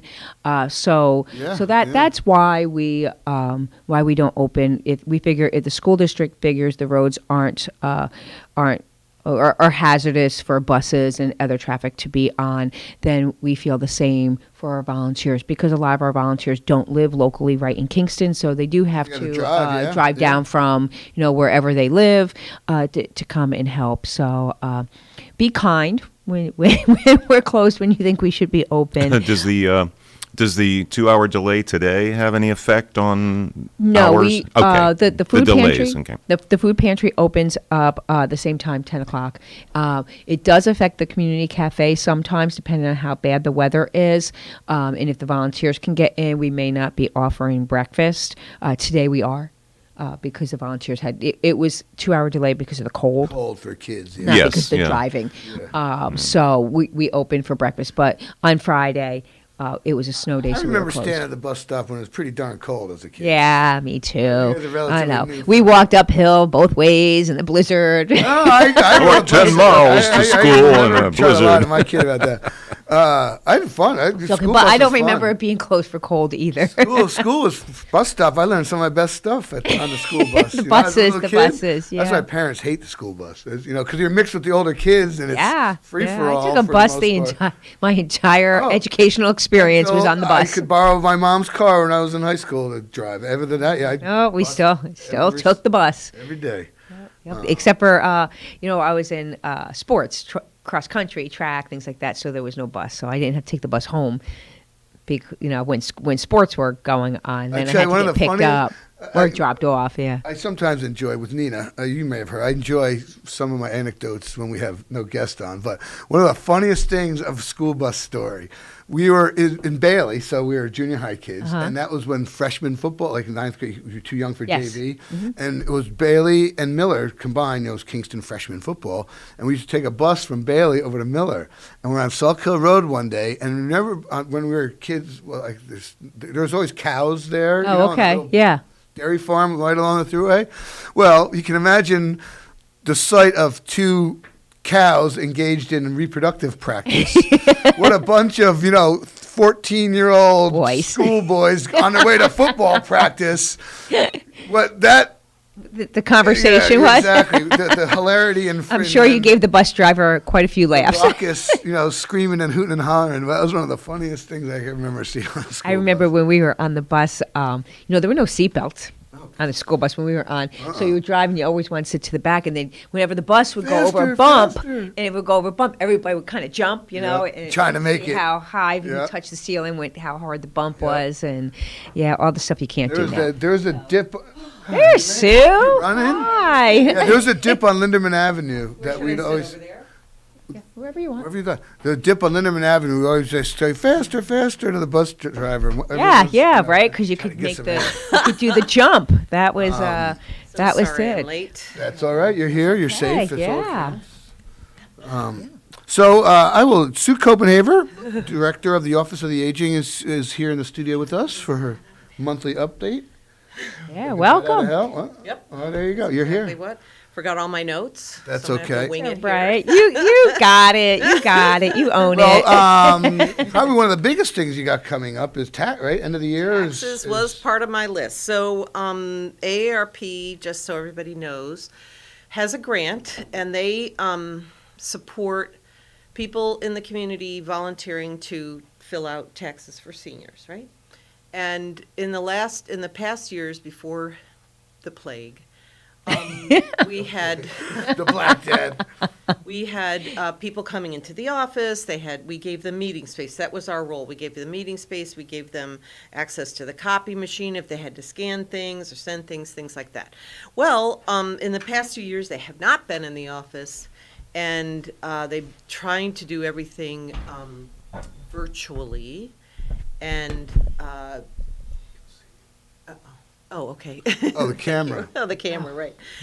Trying to do everything virtually, which is difficult for people who do not have access to the internet. Correct. So, and that has been an issue with the senior population as we've seen for the last, I'm sure for years, but certainly during the pandemic when people couldn't register for a vaccine or a booster because they couldn't get on to the online thing, right? Now we offer the service. If you want to come in, bring your paperwork, you scan it. If we need to scan it to somebody, we will do all of that through the AARP program. But the thing that they told me, we have a number. Did I write it down? I think it's 443-8823. Don't quote me on that. But you can call our office. They'll tell you. You leave a message. If you were a past client in the last couple of years, they'll do your taxes again. Oh, that's nice. Yeah. So you all don't do that, do you, or do you? No? Okay. So other places that actually do it in case our folks get filled up are the United Way, although they'll probably kill me for saying this, but they do it until they get filled up. Right. Sue Marshall's like, don't send anybody towards, like in March last year, don't send anybody else over here. And also last year, we got an email from SUNY New Paltz. Their School of Business was helping people with taxes. But again, you have to be able to email back and forth. But I'm thinking that some people were helped by that. Yeah. So they would do it too. So we're hoping I can dig through my emails and find the contact information in case I need to send that out. So that's what's going on with taxes. Can you give people your phone number? Sure. So that way, if they're listening and they're like, oh, wait, I need to I gotta write that down. So it's obviously 845-340-3456. That's our office number. That's always our office number. Don't quote me on the tax number, but the tax number does have an answering machine. People do pick it up on a regular basis. The guy that coordinates the program is constantly listening to see if people are listening or leaving messages. So that is helpful and then they call people back and they schedule them. Maybe you saw this, maybe you didn't, but I thought I saw that somewhere, it's on Facebook, it must be true, that that maybe they were extending the tax deadline this year. I don't know. I wouldn't I don't know. I mean, here we are again. Yeah. 2 years later, going through the same crap. So, don't know if it's true or not. But anyway, we are here to help. They are here to help. The other things that I had on my list were, go ahead. Is that closed? The medical, Open yes, that enrollment? was closed on Okay. December 7th. Oh, okay. So that's only a window of time every year for you to change voluntarily. However, if you are people turn 65 every day of the year, right? Yeah. And unfortunately, we age. That's what we Yeah, do. you can't stop it. And our suggestion and our recommendation is if you are turning 65 during the course of a year, that you get a hold of our high-cap counselors, that's our Medicare counselors, and you make an appointment at least 3 months ahead of time. Not that we're booked up, but there's things that have to happen and that you have to apply for in order for this to happen in a timely manner. Oh, it's not instant. I don't know if it's not instant, but it's a complicated thing, Medicare. You have to make choices. You have to make choices. There's many you choices have to look at the make. plans. You have to look at your medication. So, you're signing up for your Medicare Part A plan, which is your hospitalization skilled things that you don't, quote, pay for, that Medicare covers, mostly hospitalization, skilled services, and home care. And the other things that Medicare Part A covers, and I'll be the high-cap counselor for a minute, is end-stage renal disease and hospice. We all have those particular benefits as part of our Medicare package. Hopefully, we will never use them, but they're skilled services. Then Medicare Part B, which pays for your doctor's offices, your outpatient PT if you need it, things like that, which has a copay. And the Medicare Savings Plan people, this is why this is so complicated. If you have a low income and you're not qualified for Medicaid, you can hopefully apply for Medicare Savings Plan, which will save you $148.50 from your Medicare deductible every month. That's a lot of money. So it's thousands of dollars over the course of your next 20 years of life. Yeah, that's a lot of money. Or however long you live. We have a woman who just does that. And So they can call and make an appointment to speak with her. Absolutely. 340-3456. Our counselors are standing by, and she's standing by to help you with this. Not everybody qualifies, but if you do, we will do everything in our power to get you signed up for that. So again, that's a year-long thing. That is not just a October 15th to December 7th thing. We have a call? April the 18th. Yeah. Instead of the 15th. And 3 days. Yeah. Okay, wow. Yeah, I was gonna say it's funny because as of 16 hours ago, the IRS has not extended the deadline past April.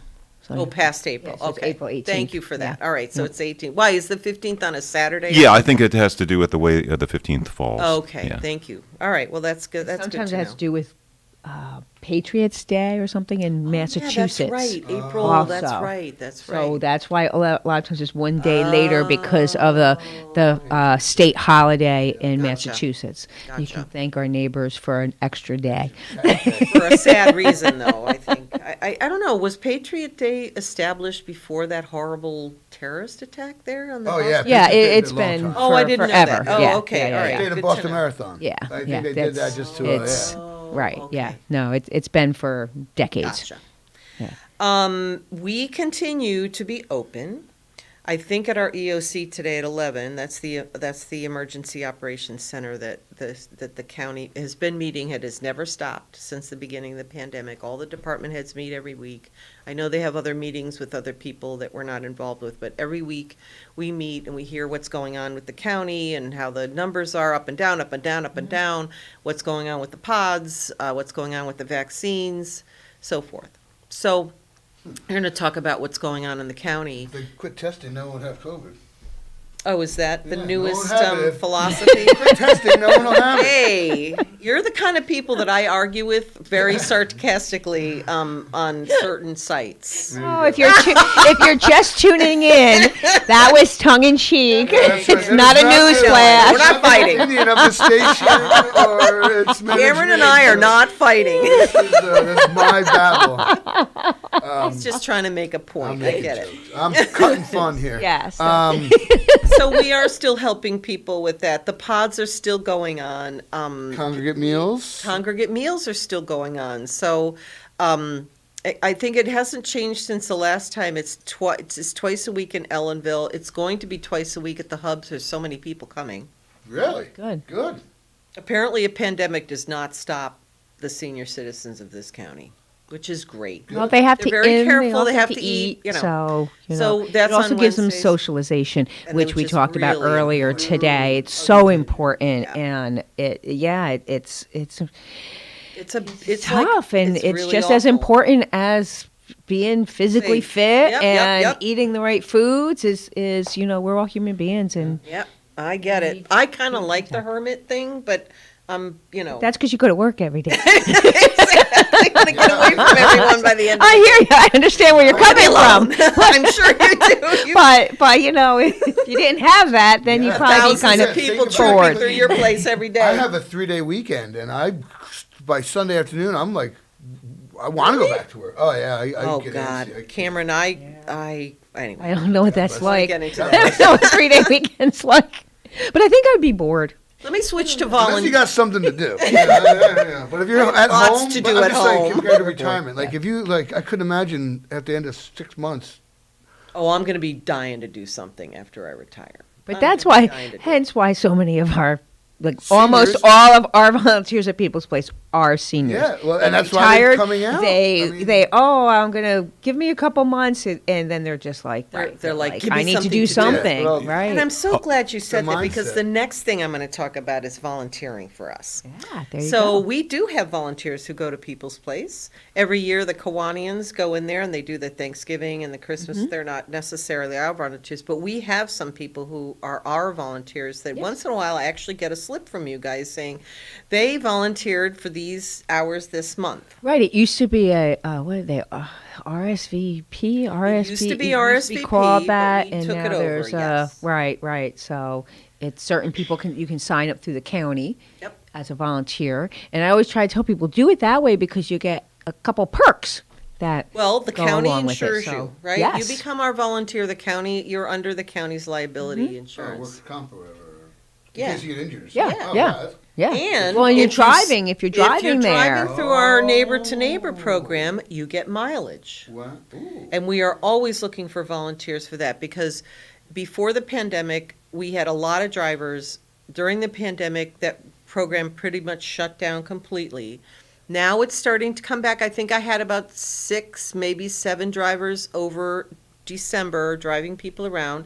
I think I'm doing my statistics for the annual report, so they're in my head. But over the past 3 months, we started it back up in October. I think we've had about 40 rides. It's not a lot. About 7 drivers. It's not a lot.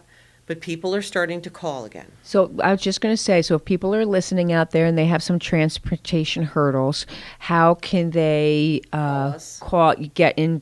Is that you have to make an appointment? Is that how it works? Why don't you maybe explain how So that if works? they have to become a client, so they have to call our office. They have to give them some information about why they need a ride. They cannot be on Medicaid. Medicaid has its own transportation system, and we are paid by government sources to do transportation programs. So it cannot be double dipping. We already have a UCAT contract with the Ulster County Area Transit. We pay a salary of a whole full-time bus driver to just take our folks around, and they are busy. So they make rides with them too. So there's that service as well, which also has a paratransit bus. They call it the shopping bus, but they take them shopping and to medical appointments. And you have to be a senior to be able to use this that one is service. 60 and over. Right. You know, the Neighbor to Neighbor program is 60 and over too. But what we do insist on are a couple things. You're not Medicaid eligible, and you have to be vaccinated. I realize that it's not a mandate everywhere, but to have someone in the car with you in this little tiny space, the drivers are all vaccinated. We did lose a couple from that insistence, and the people must be. So you call a number. They have their own number. It was on my sheet that I forgot. And you can call our office, 340-3456, and they will give you the number. You leave a message. Somebody's in the office 3 or 4 days a week to take the messages and to get the drivers to help you. That's how that works. That was actually a big part of the RSVP program that used to be at SUNY Ulster that we took over. So we're always looking for volunteers. I'm trying to think of the acronym, Retired Senior Volunteer Program. There you go. Okay, there's a lot of them actually. They used to have a luncheon. You still have. I'm COVID. What can you do? Can't do anything. We had a volunteer dinner or luncheon every year to thank them. Yes. We have a caller. Good morning, caller. You're on the air. Hey, this is Carl Brown. I just was on. Hey, Carl. Sue, I just wanted to ask you a question. Sue. Yep. At one time, Community Action was helping out doing the taxes also, Ulster County Community Action. Are they still in the game as far as helping people out? And can I believe they are. I think they have their own programs down there. They have a number of helpful programs. I think HEAP and SNAP are a couple of them. They have a lot of different support services down there. I think they may do meal delivery, not for us, but somebody else. I don't know. I haven't seen their website lately, but they do have a lot of helpful programs as well. Okay, fantastic. But at one time, we did some tax preparation. I'm not sure what it was like. I'm on the board. I'm not sure if it was helping out seniors or it was just regular tax preparation. But there is a new executive director right now. I would maybe ask you that you reach out to him, call down there and ask who the new director is. I forget his name right now. He just got hired. Maybe they can assist also in some of this tax preparation. Thank you. Yes, I will do that. I know there's a couple people in the office who can find out some other sources of tax help around the county that's free for people. I will say, thank you for bringing that up again. Our tax aid service saved people. We kind of added it up as kind of an estimate, probably $1.2 million every year for the seniors. So, wow. You're talking about a lot of money that's saved from this program, all free. Do they do that at the library too? At the Kingston? So, Carl, is that you all good? At your question? Yes, I'm all done. Sue, thanks for everything that you do. You're very welcome. Thanks all right, for calling. Carl. Thanks, man. Appreciate it. Carl. Bye-bye. All right, what bye-bye. were you saying? I don't know about They the do at the libraries. Kingston I Library? thought they did, though. For some reason, I have seen in I didn't know other if it was in libraries. conjunction with OFA. No, the libraries have tons of programs to help people. We aren't subsidizing or helping those, but we are very appreciative of those.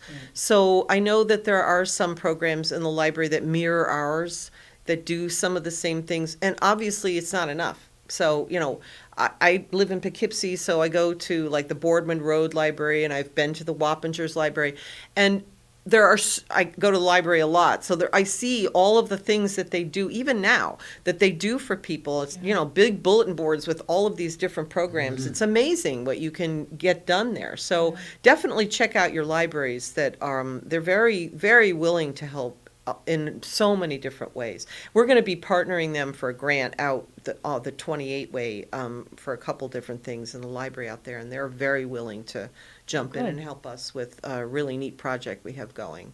I don't want to say too much about it because I actually don't really have the grant yet, but if we get it, we'll be really happy to spread the word out there. I'm trying to I think I talked to you all a couple months ago about the van that we had. Oh, you were in the van. I think I have someone for the audio booth. Oh, good. Believe that? Yeah, I talked to Tony. Tony's like We'll talk off the air. All right, fine. Cameron's going to remodel the van a little bit for me. Yeah. Help me. There you go.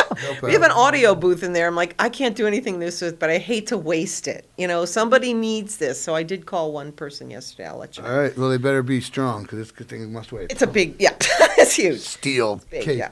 Anyhow. Anyway, so we did take it to Aloha Acres. We took our services down to Wallkill. We're planning 3 or 4 trips this coming year once the weather Nice. gets better and the van doesn't, you know, it's big. It's like a bus. It is a bus. It is a bus. Right. And you do have to have a commercial driver's license to run it.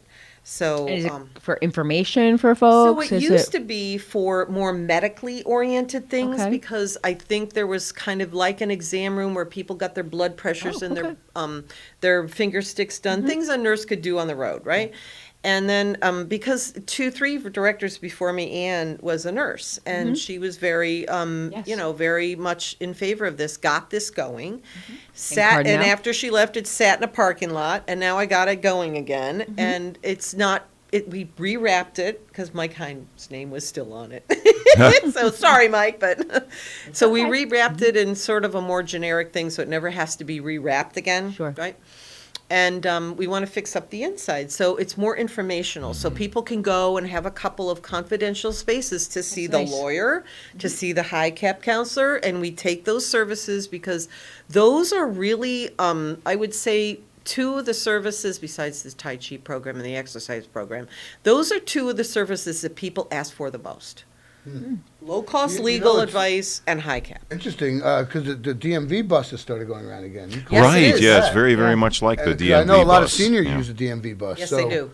whoop, they could drive down together. Yep. That's it. Unfortunately, we're at the What? top of the hour. What? Oh my We God. are there. I didn't even get to the rest of my list that I didn't bring. Exactly. Oh, boy. Call in. Well, we got to give it back Call to in. Call our Magic office. 92.5. 340-3456, sorry. All right. 240-3456. Correct. All right. Well, it was a Okay. terrific Tuesday. Thanks. We got to run, Sue. Thank you so much, for Christine. coming up. Thank you. Christine. Appreciate No problem. it. And My Dan, pleasure. take it away. Thank you so much. All the guests today. We had Dan Whalen and we had Tate Simpson from Standard Brewing, Carl Brown, of course, and Sue Copenhaver from the Office for the Aging, and a great pinch hitter for Nina Poshtapak, Christine Hine, and of course, Cameron Rylance. And thank you for being with us. This last portion of Kingston Community Radio has been brought to you by Rondout Savings Bank. And Rondout Savings, always working for you and the community with branches in Kingston, West Hurley, and Hyde Park. Also online at rondoutbank.com. Equal housing lender, member FDIC. We thank you for being with us today, and we invite you to be with us tomorrow for a Super Wednesday. And we now return you to Magic 92.5.